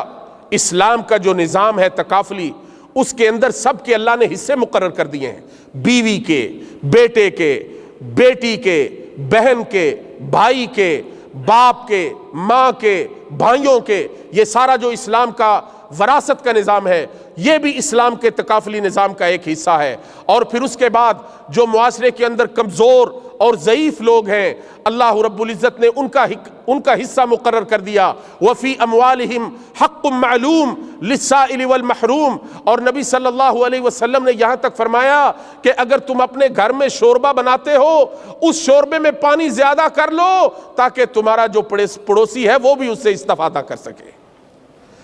اور نبی کریم صلی اللہ علیہ وسلم نے کس طرح لوگوں کو یہ تلقین کی، فرمایا کہ وہ شخص من کان یؤمن باللہ والیوم الآخر فلیکرم جارہ، فرمایا وہ آدمی جو اللہ اور آخرت کے دن پر ایمان رکھتا ہے وہ اپنے ہمسائے کا احترام کرتا ہے، وہ اس کے کام آتا ہے اور وہ اس کی دلجوئی کرتا ہے، اس کی مدد کرتا ہے۔ اور اسی طرح جو معاشرے کے کمزور لوگ ہیں ان کے لیے یہ زکوٰۃ کا نظام اور یہ صدقہ و خیرات کا نظام، اور اسی طرح جو یتیم ہیں ان کے لیے نبی کریم صلی اللہ علیہ وسلم کا یہ فرمانا کہ انا وکافل الیتیم ہاکذا، فرمایا جس طرح یہ دونوں انگلیاں جمع ہیں، میں اور یتیم کی کفالت کرنے والا کل قیامت کے دن ہم اس طرح جنت میں اکٹھے ہوں گے۔ یہ سارے کا سارا اسلام کا تکافلی نظام ہے۔ اور یہ جس طرح میں نے شروع میں عرض کیا کہ اگر اسلام کا تکافلی نظام جو ہے اس کو اپنا لیا جائے، اور یہ صرف مسلمانوں کے لیے نہیں ہے، یہ میں آپ کو بتا دوں اسلام کا تکافلی نظام جو ہے یہ پوری دنیا کے انسانوں کے لیے ہے۔ کوئی بھی آدمی ہو جو بوڑھا ہو جائے، جب وہ ضعیف ہو جائے، جب وہ کبیر السن ہو جائے، جب وہ کام کرنے کے قابل نہ ہو جائے، تو اس وقت اسلام کہتا ہے کہ تم اس کی مدد کرو۔ اللہ کے نبی صلی اللہ علیہ وسلم کے صحابی حضرت عمر ابن خطاب رضی اللہ تعالی عنہ امیر المؤمنین تھے، انہوں نے ایک شخص کو دیکھا کہ وہ یہودی تھا اور مدینے کے اندر مانگ رہا تھا۔ انہوں نے پوچھا یہ کیوں مانگتا ہے؟ کہنے لگے لوگ کہ اس نے جزیہ جو ہے وہ دینا ہے، اس کی وجہ سے یہ مانگ رہا ہے۔ حضرت عمر کہتے ہیں کہ جب یہ جوان تھا اس وقت تو یہ ہمارے لیے کام کرتا تھا، اب یہ بوڑھا ہو گیا ہے، اب اس کو مانگنا پڑتا ہے جزیہ دینے کے لیے، بیت المال کی طرف سے جو ہے اس کی اعانت کی جائے۔ تو کہنے کا مقصد یہ ہے کہ اسلام کا جو تکافلی نظام ہے یہ پوری دنیا کے انسانوں کے لیے ہے۔ جو بھی ضرورت مند ہو، کوئی مرد ہو، کوئی عورت ہو، کوئی بوڑھا ہو، کوئی بچہ ہو، کوئی بیمار ہو اور کوئی مسکین ہو، کوئی فقیر ہو، کوئی غریب ہو، کوئی مسلمان ہو، کوئی غیر مسلم ہو، اللہ رب العزت نے سب کا حق جو ہے وہ رکھا ہے۔ اور اللہ رب العزت نے اس اسلام کے تکافلی نظام کو اس طرح بنایا ہے کہ کوئی وَأَعْطَى كُلَّ ذِي حَقٍّ حَقَّهُ، نبی کریم صلی اللہ علیہ وسلم نے فرمایا کہ اللہ رب العزت نے ہر حق والے کو اس کا حق عطا کر دیا ہے، اور یہ ہے وہ اسلام کا تکافلی نظام۔ اور اگر ایسا نظام موجود ہو تو یہ انشورنس اس کی کوئی ضرورت نہیں رہتی، اور اس طرح یہ جو بیمہ کمپنیاں ان کی کوئی ضرورت نہیں رہتی۔ انسان کو اللہ کے اوپر توکل کرنا چاہیے، اور اللہ رب العزت فرماتے ہیں کہ کبھی میں تمہیں آزماؤں گا، وَلَنَبْلُوَنَّكُمْ بِشَيْءٍ مِّنَ الْخَوْفِ وَالْجُوعِ وَنَقْصٍ مِّنَ الْأَمْوَالِ وَالْأَنفُسِ وَالثَّمَرَاتِ وَبَشِّرِ الصَّابِرِينَ، فرمایا ہم تمہیں آزمائیں گے، کبھی مال کا نقصان کر کے، کبھی جان کا نقصان کر کے، کبھی بھوک کے ذریعے، کبھی کسی اور چیز کے ذریعے۔ تو اس لیے یہ ساری چیزیں اللہ کی مشیت میں شامل ہے، اور انسان اگر یہ چاہے، یہ سمجھے کہ ہر خطرے سے اور ہر حادثے سے اور ہر غیر پسندیدہ چیز سے اپنے آپ کو بچانے کے لیے، اپنی صحت کو یا اپنی گاڑی کو یا اپنے کاروبار کو یا اپنی فیملی کو بچانے کے لیے میں انشورنس کروا لوں تاکہ ان لوگوں کا جو ہے وہ پیچھے کام چلتا رہے اور ان کو پیچھے کلیم مل جائے۔ اگر اللہ رب العزت نے فرمایا ان ینصرکم اللہ، اگر اللہ تمہاری مدد کرے تو کوئی تمہیں نقصان پہنچانے والا نہیں، وَإِن يَخْذُلْكُمْ فَمَنْ ذَا الَّذِي يَنصُرْكُمْ مِنْ بَعْدِهِ، اور اللہ اگر تمہاری مدد سے ہاتھ کھینچ لے پھر دنیا میں کوئی تمہاری مدد کرنے والا نہیں۔ اقول قولی ھذا استغفر اللہ لی ولکم ولسائر المسلمین۔ اب سوالات کے جوابات کے لیے کچھ سوالات ڈاکٹر صاحب کے پاس ہیں، تو بسم اللہ الرحمن الرحیم۔ یہ انگلش میں ہے، میں انشاءاللہ انگلش میں بھی ان کا بتا دیتا ہوں اور اردو میں بھی۔ الحمدللہ والصلاة والسلام علی رسول اللہ۔ it is halal to go Hajj by government subsidy. یعنی کیا یہ حلال ہے کہ گورنمنٹ کی مدد کے ساتھ بندہ جو ہے وہ حج کے لیے جائے؟ پہلی بات تو یہ ہے کہ نبی صلی اللہ علیہ وسلم نے جو فرمایا ہے اور جو اللہ رب العزت نے ارشاد فرمایا ہے کہ وَلِلَّهِ عَلَى النَّاسِ حِجُّ الْبَيْتِ مَنِ اسْتَطَاعَ إِلَيْهِ سَبِيلًا، کہ حج اس بندے کے اوپر فرض ہے جو وہاں جانے کی استطاعت رکھتا ہو، اور علماء نے اس سے دو قسم کی استطاعت مراد لی ہے، ایک مالی طور پر اور ایک جسمانی طور پر۔ یعنی جسمانی طور پر اس بندے کے پاس اتنی طاقت، ہمت ہو، استطاعت ہو کہ وہ سفر کر سکے، اور مالی طور پر اس کے پاس اتنا زیادہ راہ ہو کہ وہ سفر کر سکے، تو اس کے اوپر حج فرض ہے۔ اور اب یہ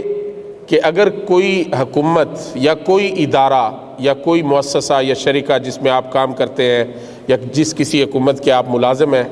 اگر وہ کسی آدمی کو یعنی سبسڈی دیتی ہے اور اس کے ذریعے سے وہ اس کو حج پہ بھیجتی ہے، تو اس میں جانے میں انشاءاللہ کوئی قباحت نہیں ہے۔ یہ اسے سمجھنا چاہیے کہ اللہ کی طرف سے اسے ایک انعام ملا ہے کہ جو اسے زیادہ راہ درکار تھا اس میں حکومت نے یا اس کی کمپنی نے یا اس کے کسی کفیل نے اس کو جو ہے وہ مدد کر دی ہے۔ سو انشاءاللہ it is okay if somebody is going to perform Hajj with the government subsidy, so there is nothing wrong. دوسرا سوال جو ہے وہ یہ ہے what to do of the interest which is already there now in bank account. یعنی اگر کسی کے بینک اکاؤنٹ میں آلریڈی یعنی پہلے سے جو ہے وہ سود موجود ہو، پہلی بات تو یہ ہے کہ اپنا جو اکاؤنٹ ہے اس کو آپ کرنٹ اکاؤنٹ میں تبدیل کر لیں، یعنی سیونگ اکاؤنٹ میں نہ رکھیں۔ اگر آپ کا بینک جو ہے وہ اسلامی بینک نہیں ہے بلکہ ایک کنونشنل بینک ہے، تو اس میں آپ کرنٹ اکاؤنٹ رکھیں، سیونگ اکاؤنٹ نہ رکھیں، کیونکہ جو سیونگ اکاؤنٹ ہے اس کے اندر وہ آپ کا جو ڈپازٹ ہے اس کے اوپر آپ کو انٹرسٹ دیتے ہیں، آپ کو سود دیتے ہیں، لیکن جو آپ کا کرنٹ اکاؤنٹ ہے اس کے اوپر وہ آپ کو سود نہیں دیتے۔ پہلی بات تو یہ ہے۔ اور دوسری بات یہ ہے کہ اگر آپ کا پہلے سے سیونگ اکاؤنٹ تھا اور اس کے اندر کچھ انٹرسٹ موجود ہے، تو آپ وہ انٹرسٹ لے کر، علماء نے یہ فتویٰ دیا ہے، کیونکہ اگر آپ وہ بینک میں انٹرسٹ چھوڑیں گے تو بینک پھر اس کو اور سودی کاروبار میں استعمال کرے گا، اور آپ جو ہے وہ اس چیز کا متعاون بن رہے ہیں جو اللہ رب العزت نے فرمایا نا کہ وَتَعَاوَنُوا عَلَى الْبِرِّ وَالتَّقْوَى وَلَا تَعَاوَنُوا عَلَى الْإِثْمِ وَالْعُدْوَانِ، یعنی آپ گناہ کے اندر شریک نہ بنیں۔ اگر آپ اپنا انٹرسٹ وہاں چھوڑ دیں گے تو بینک اس کو دوبارہ استعمال کرے گا اور آپ گناہ میں شریک بنیں گے۔ اس لیے اگر آپ کے اکاؤنٹ میں پہلے سے یہ موجود ہے تو اس کو وہاں سے نکال لیں اور نکال کر ان لوگوں کو دیں جو قحط سالی کا شکار ہیں، افریقہ کے اندر اور ایشیا کے اندر اور ابھی سوریا کے اندر اور کئی ممالک میں آپ دیکھتے ہیں کہ مسلمان جو ہیں، اللہ تعالیٰ مسلمانوں کی حفاظت فرمائے اور اللہ تعالیٰ ان کی مدد فرمائے۔ بعض ممالک میں ان کی حالت جو ہے وہ بہت زیادہ دگرگوں ہے، پریشان کن ہے، اور اس حالت میں ہے کہ جس طرح اللہ رب العزت نے فرمایا نا کہ یہ چیزیں تمہارے لیے حرام ہیں الا ما اضطررتم الیہ۔ اگر حالت اضطراری میں کوئی آدمی ہو تو یہ حالت اضطراری ایسی چیز ہوتی ہے کہ جو حرام چیز ہے وہ ان لوگوں کے لیے جائز ہو جاتی ہے۔ تو اس لیے اگر آپ کے پاس ایسا انٹرسٹ ہو تو آپ کسی ایسے ملک میں ایسے لوگوں کی مدد کے لیے اس کو بھیج سکتے ہیں۔ السلام علیکم، can a building be given on rent to a bank اور any company which is involved in interest? یعنی کیا کوئی ایسی بلڈنگ یا ایسی عمارت کسی ایسے بینک کو یا کسی ایسی کمپنی کو دی جا سکتی ہے جو سودی کاروبار کرتی ہو؟ تو یہ جائز نہیں ہے۔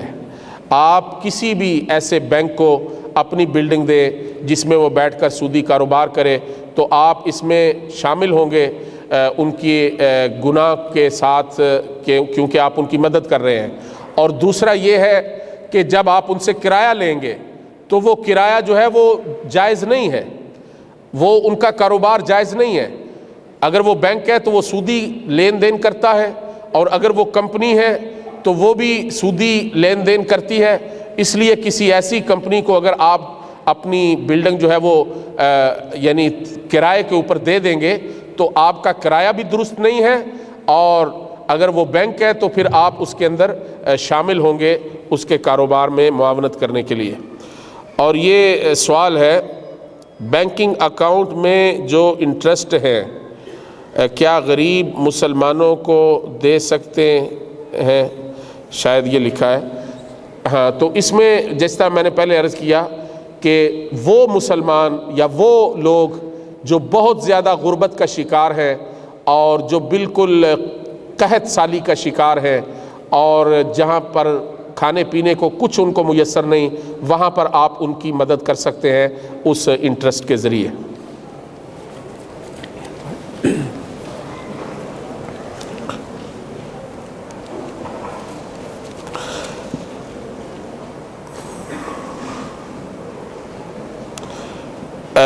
کسی نے بھائی نے سوال کیا ہے کہ اگر پیسے لینے والا اپنی مرضی سے کچھ زیادہ دیتا ہے،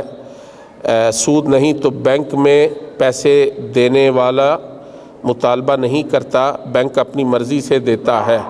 تو اس میں پیسے دینے والا کیسا گناہگار ہے؟ نعم، اس میں پیسے لینے والا اس طرح گناہگار ہے کہ بینک نے آپ کو تو یہ نہیں کہا کہ چلے میں آپ کو سود دیتا ہوں، اگرچہ ہے یہ بھی سود ہی، لیکن وہ بینک جب کسی دوسرے کو وہ قرضہ دیتا ہے تو اس سے سود لیتا ہے۔ اب آپ کا جو پیسہ بینک میں پڑا ہے اس کو استعمال کر کے، اس کو ہم کہتے ہیں یعنی توظیف یا استخدام یا یوٹیلائزیشن آف دا منی، کہ آپ کے پیسے کو بینک نے آگے یوٹیلائز کیا، اور جو آدمی بینک سے قرض لے رہا ہے، فائنانسنگ لے رہا ہے، وہ بینک اس سے سود لیتا ہے۔ تو سب سے پہلے تو آپ اس جرم میں شامل ہو گئے کہ آپ نے بینک کو پیسہ دیا آگے سود پر قرض دینے کے لیے، اور دوسرا آپ اس جرم میں شامل ہو گئے کہ بینک اس آدمی سے جس نے، جو انویسٹر ہے، جب اس سے وہ پیسہ زیادہ واپس لیتا ہے تو وہ سود ہے، تو اس سود میں سے کچھ حصہ بینک نے اپنے لیے رکھ لیا اور کچھ آپ کو دے دیا۔ تو جو سودی سسٹم کے اندر آپ اپنا پیسہ دیں گے، اگر اس میں آپ بے شک بینک سے نہ مانگیں لیکن بینک آپ کو وہ دے دیتا ہے، تو وہ آپ اس کے اندر شامل ہیں، کیونکہ آپ نے اس کے لیے ایک راہ ہموار کر دی ہے اور ان کی معاونت کی ہے، ان کی مدد کی ہے ایک سودی کاروبار چلانے کے لیے اور ایک سودی ٹرانزیکشن جو ہے اس کو مکمل کرنے کے لیے۔ تو جو میں نے آپ کو یہ کہا تھا وہ نبی صلی اللہ علیہ وسلم کی حدیث میں یہ بات جو ہے وہ موجود ہے۔ اللہ کے نبی صلی اللہ علیہ وسلم اگر کسی آدمی سے قرضہ لیتے تھے، اور وہ قرضہ کیا ہوتا تھا؟ وہ پیسے نہیں ہوتے تھے، وہ قرضہ یہ ہوتا تھا کہ کسی سے گیہوں لے لیے، اور کسی سے جو ہے وہ جو ہے نا وہ باجرہ، یہ شعیر لے لیے، جو لے لیے، یا کسی سے تمر لے لی۔ تو یہ خوراک کی چیزیں ہیں جو نبی صلی اللہ علیہ وسلم جو ہے وہ کسی سے لیتے تھے، اور پھر اس کے بعد جب ان کو واپس کرتے تھے تو اپنی خوشی کے ساتھ تھوڑا زیادہ دے دیتے تھے، اس لیے کہ تو نے میرے ساتھ نیکی کی ہے۔ تو یہ جو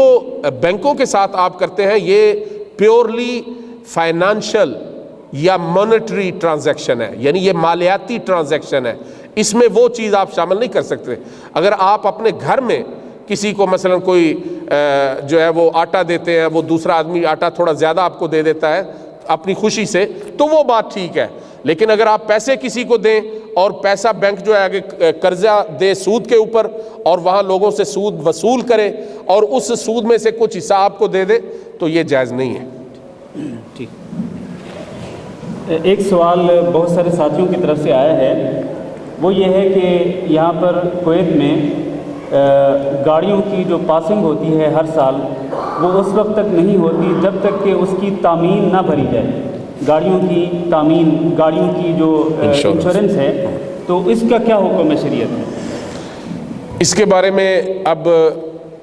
وہاں سعودی عرب میں بھی جو ہمارے اساتذہ ہیں، علماء ہیں، حیات کبار علماء کے جو لوگ ہیں، انہوں نے بھی یہی فتویٰ دیا ہے کہ اب چونکہ یہ ایک ایسا جو ہے نا وہ حکم ہے یا ایک ایسی ریکوائرمنٹ ہے جو حکومت کی طرف سے ہے. یعنی گاڑی اس وقت تک آپ کے نام نہیں لگتی جب آپ نئی گاڑی خریدتے ہیں یا اس کو جو ہے وہ آپ لیز پہ لیتے ہیں, جب تک اس کی انشورنس نہ ہو. اور اس ضمن میں جیسا کہ میں نے آپ کو بتایا کہ کئی کمپنیاں تو ایسی ہیں جو کوآپریٹو انشورنس کرتی ہیں. سعودی عرب میں جو ہے وہ التامین التعاونی یہ موجود ہے. اب یہاں کا مجھے پتہ نہیں ہے کہ یہاں کا جو انشورنس کمپنیاں ہیں ان کی جو ہے نا وہ نوعیت کیا ہے اور ان کا کاروبار کیسا ہے, لیکن چونکہ گاڑی ایک ضرورت ہے اور گاڑی کے بغیر جو ہے وہ آپ نہیں رہ سکتے, سفر نہیں کر سکتے. اگر آپ کے پاس بیوی بچے ہیں, آپ نے کاروبار میں آنا جانا ہے, ملازمت میں آنا جانا ہے, تو یہ آپ کی ضرورت ہے. اور جس طرح میرے بھائی یہاں بیٹھے ہیں ماشاءاللہ زیادہ مجھ سے علم رکھتے ہیں, یہ علماء نے فقہاء نے ایک جو ہے وہ فقہ کے اندر جو ہے وہ اصول بنا دیا ہے کہ الضرورات تبیح المحظورات. یعنی اگر کوئی ضرورت ہو, اگر کوئی چیز جو ہے وہ اسینشیل ہو, اس کے بغیر آپ کا گزارا نہ ہو, تو جو حرام چیز ہے وہ بھی حلال ہو جاتی ہے. تو انشاءاللہ اگرچہ اس میں قباحت موجود ہے, لیکن چونکہ یہ آپ کی ایک ایسی ضرورت ہے کہ اس کے بغیر آپ کا کاروبار حیات, کاروبار زندگی, آنا جانا بچوں کا, آپ کا اور سارا سلسلہ وہ نہیں چل سکتا. اگر حکومت کی طرف سے یہ آپ کے اوپر پابندی ہے کہ آپ اپنی گاڑیوں کو انشور کروائیں, تو انشاءاللہ اس میں آپ کے اوپر کوئی حرج نہیں ہے. اسی سے ملتا جلتا ایک اور سوال ہے, وہ یہ ہے کہ اقامے کی تجدید کے وقت ہر بندے کو میڈیکل تامین جو ہے وہ بھرنی پڑتی ہے, میڈیکل انشورنس جو ہے وہ کرانی پڑتی ہے. تو اس انشورنس کا کیا حکم ہے؟ کیونکہ اس کے بغیر بھی اقامہ کی تجدید نہیں ہوتی. جب تک آپ یہ تامین نہیں بھریں گے, انشورنس کی فیس نہیں دیں گے, اس وقت تک اقامہ تجدید ہی نہیں ہوگا. تو اس کی کیا شرعی حیثیت ہے؟ میرے خیال میں اس کا بھی وہی حکم ہے جس طرح پہلے ہم نے گاڑیوں کے بارے میں کہا کہ یہ آپ کی ایک ایسی ضرورت ہے اور اس کے بغیر آپ کا کاروبار نہیں چل سکتا, کام نہیں چل سکتا. اور جس طرح ہم نے کہا کہ ہماری شریعت الحمدللہ اللہ تعالیٰ نے ہماری شریعت جو ہے وہ بڑی آسان شریعت بنائی ہے. ہمیں اللہ کا شکر ادا کرنا چاہیے کہ ہماری شریعت, نبی صلی اللہ علیہ وسلم جو شریعت ہمیں دے کے گئے ہیں, یہ بڑی آسان شریعت ہے اور یہ فطرت کے مطابق ہے اور اس کے اندر لچک ہے. اور خدا نہ خواستہ اگر کوئی آدمی ضرورت مند ہو تو اس کے لیے اس شریعت کے اندر جو ہے نا وہ رخصت ہے. تو اسی لیے ہم یہ کہیں گے, جس طرح پہلے گاڑیوں کی شکل میں یہ کہا کہ چونکہ یہ ایک ایسی ضرورت ہے, اس کے بغیر آپ کا کاروبار نہیں چل سکتا, اسی طرح آپ کی جو انشورنس ہے ہیلتھ کی یا صحت کی, اس کے بغیر آپ کا اقامہ جو ہے اس کی تجدید نہیں ہو سکتی. تو انشاءاللہ العزیز اس سلسلے میں بھی آپ کے اوپر کوئی حرج نہیں ہے. اگر آپ کو اس انشورنس کے بعد جو ہے وہ حکومت کی طرف سے کوئی علاج کی سہولت ملتی ہے تو الحمدللہ یہ ایک حکومت کی طرف سے خدمت ہے. اور اگر اس انشورنس کے بعد جو ہے وہ علاج معالجے کی سہولت نہیں ملتی, لیکن حکومت جو ہے وہ آپ سے پیسے لے لیتی ہے, آپ کو علاج معالجے کی سہولت نہیں ملتی, تو پھر حکومت اس کی ذمہ دار ہے, حکومت اس کی ذمہ دار ہے. لیکن انشاءاللہ آپ کے اوپر اس کا گناہ نہیں ہے. کرسی آگے کر لو, آواز پیچھے نہیں جا رہی.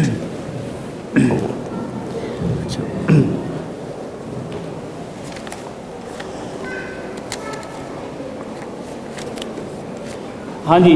مختلف سوالات جو ہیں ان میں سے ایک سوال یہ ہے کہ یہ جو قسطوں پر چیزیں لی جاتی ہیں, مثلا گاڑیاں قسطوں پر لینا یا مثلا موبائل فون قسطوں پر لینا, اس طرح کئی چیزیں جو ہیں وہ قسطوں پر ان کی خرید و فروخت ہوتی ہے, تو اس کا کیا حکم ہے؟ یہ جو قسطوں کے اوپر چیزوں کا لینا دینا ہے, اس کو ہم کہتے ہیں بیع بالتقسیط.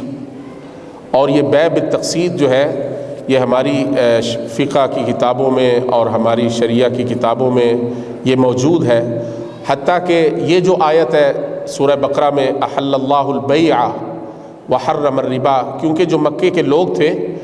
وہ یہی کہتے تھے کہ انما البیع مثل الربا,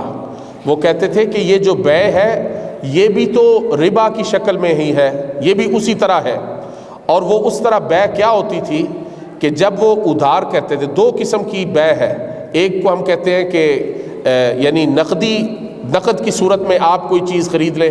اور دوسرا یہ ہے کہ ادھار کی شکل میں آپ کوئی چیز خرید لیں۔ اب جب نقد کی شکل میں کوئی چیز خریدتے ہیں تو آپ نے وہ پیسے فوری طور پر ادا کر دیے اور آپ نے وہ چیز خرید لی، یہ آپ کے لیے جائز ہے۔ اور دوسری جو صورت ہے تجارت کی، جس کو اللہ تعالیٰ نے یہاں فرمایا وَأَحَلَّ اللَّهُ الْبَيْعَ، اور جس کے بارے میں مکہ کے مشرکین نے کہا کہ انما البیع مثل الربا، امام طبری نے اس کے بارے میں لکھا ہے کہ یہ بیع، یہ وہ والی بیع تھی جس کو ہم ادھار کی بیع کہتے ہیں، یعنی وہ سیل، کریڈٹ سیل، اس کو ہم کریڈٹ سیل کہتے ہیں، کہ یعنی آپ نے چیز تو ابھی لے لی لیکن اس کے بعد جو اس کی قیمت ہے یا تو آپ یک مشت کچھ وقت کے بعد ادا کریں گے، اور یا پھر بالتقسیط یعنی انسٹالمنٹ کے ذریعے 1 سال میں، 2 سال میں، 4 سال میں، 5 سال میں آپ اس کو ادا کریں گے۔ اور اس میں کچھ علماء کا جو ہے نا وہ تھوڑا سا اختلاف ہے کہ کیا جو ہے وہ نقد کی شکل میں جو کسی چیز کی قیمت ہے اور ادھار کی شکل میں جو اس کی قیمت ہے، کیا اس میں فرق ہو سکتا ہے کہ نہیں، اس میں کچھ علماء نے اختلاف کیا ہے۔ لیکن جو علماء، جمہور علماء ہیں اور علماء کی جو اکثریت ہے، انہوں نے سعودی عرب کے جو ہیئت کبار علماء کا جو فتویٰ ہے، اور شیخ محمد بن صالح العثیمین اور شیخ ابن باز رحمہم اللہ، ان سب کے جو فتویٰ ہے، اور اس سے پہلے بھی بہت سارے جو ہمارے شیوخ اور ہمارے اسلاف گزر چکے ہیں، ان کے جو فتویٰ ہیں، ان کی روشنی میں جو بیع بالتقسیط ہے وہ جائز ہے،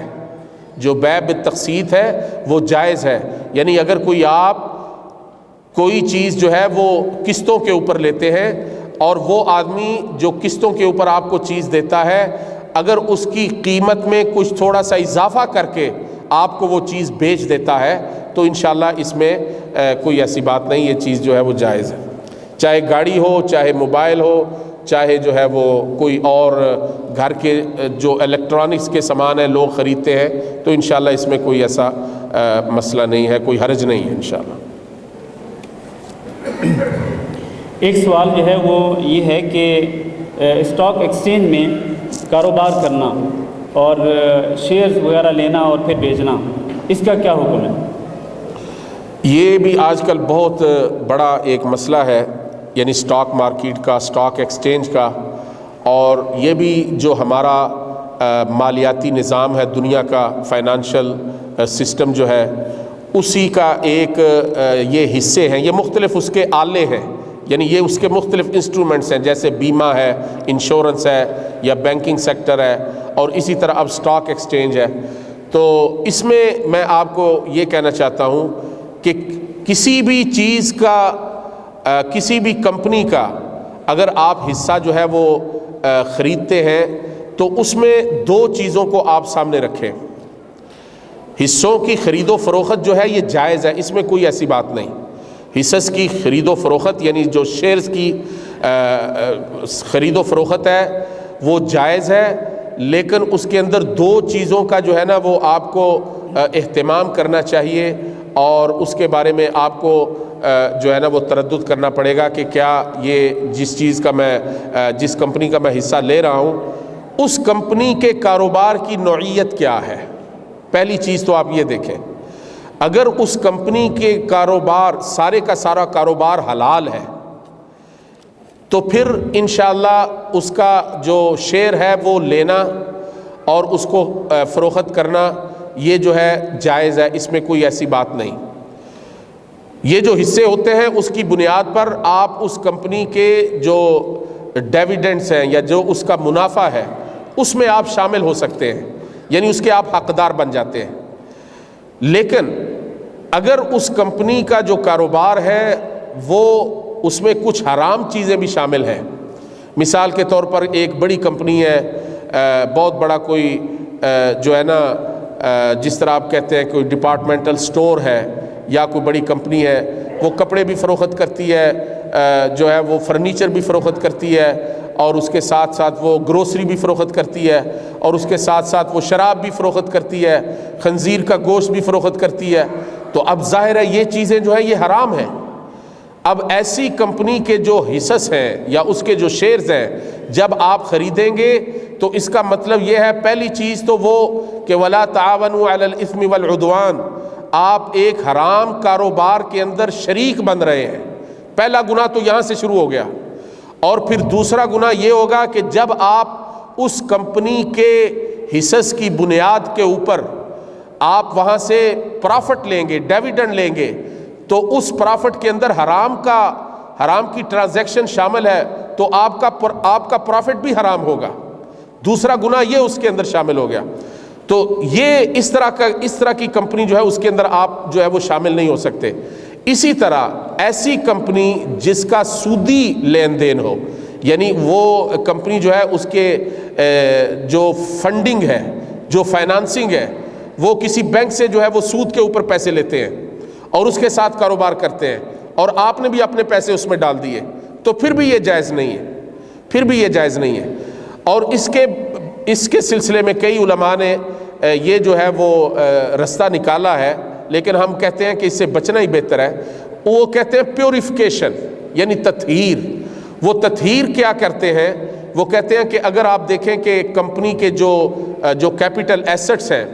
اس میں 90% سارا جو ہے وہ جائز، یعنی فائنانسنگ ہے یا فنڈنگ ہے، اس میں سود نہیں ہے، لیکن 10% جو ہے وہ سود ہے. یا اسی طرح آپ یہ دیکھیں کہ اس کا جو کاروبار ہے اس میں 90% چیزیں ساری جائز ہیں، لیکن 10% جو چیزیں ہیں وہ جائز نہیں ہیں. تو وہ کیا کہتے ہیں کہ جب آپ کو آپ کے حصے کا پرافٹ ملے گا، اس میں سے جو 10% ہے اس کو آپ نہ لیں، اس کو آپ جو ہے وہ کسی کو دے دیں، کیونکہ وہ آپ کے لیے جائز نہیں ہے، اور باقی جو 90% ہے اس کو آپ رکھ لیں. تو اس طرح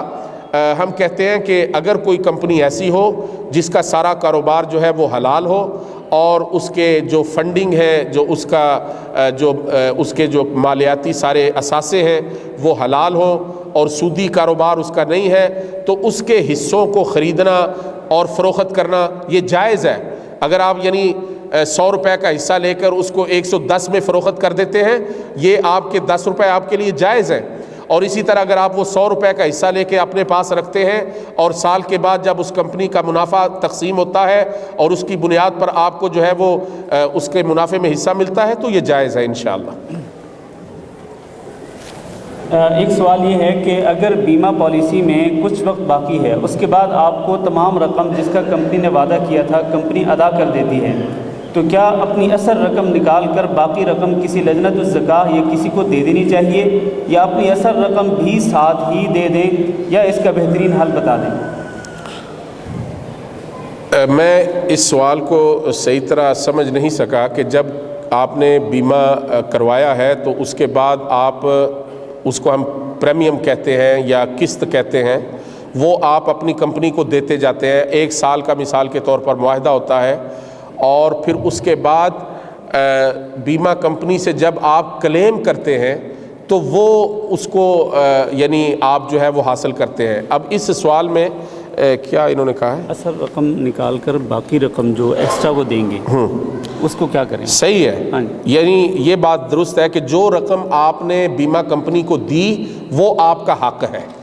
اور جو رقم آپ نے زیادہ ان سے وصول کی ہے وہ آپ کے لیے جائز نہیں ہے. وہ اگر آپ کسی اور یعنی خیراتی کمپنی کو دے دیں تو یہی بہتر ہے. ٹھیک. ہمارے پاس وقت بہت کم ہے، بلکہ چونکہ کافی سارا وقت ہو چکا ہے، کافی زیادہ، تو میں سمجھتا ہوں کہ آپ کے یہ جو سوالات ہیں ان میں سے بہت سارے سوالات ایسے ہیں جن کے جوابات ڈاکٹر صاحب کے لیکچر میں آ چکے ہیں، تو اس لیے میں ریپیٹ نہیں کرنا چاہتا ہوں. اس کے باوجود بھی اگر کسی بھائی کی تسلی نہ ہوئی ہو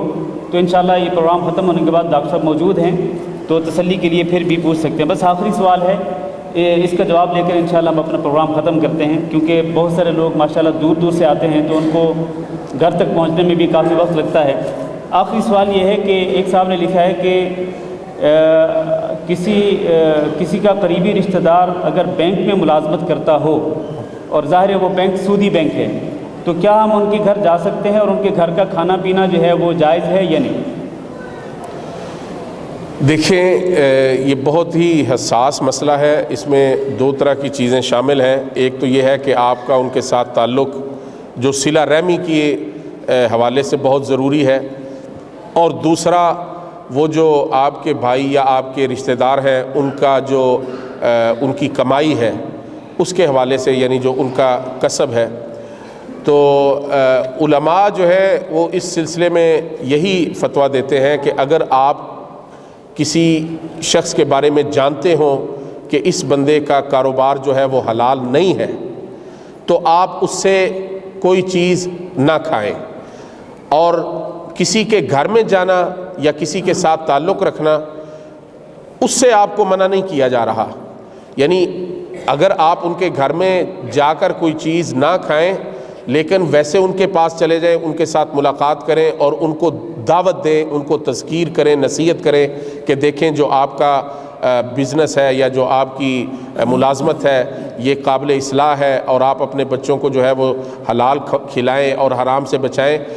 اس طرح اگر آپ ان کے گھر میں جاتے ہیں تو انشاءاللہ اس میں کوئی حرج نہیں ہے، بلکہ یہ آپ کو جانا چاہیے، ان کے ساتھ صلہ رحمی کرنی چاہیے اور ان کے ساتھ تعلق رکھنا چاہیے۔ لیکن اگر آپ کو اس چیز کا 100% یقین ہے کہ ان کا جو معاملہ ہے وہ کاروبار کا یا ان کی ملازمت کا وہ درست نہیں ہے تو ان سے آپ کھانے پینے سے جو ہے ان سے پرہیز کریں اور اپنے آپ کو بچائیں۔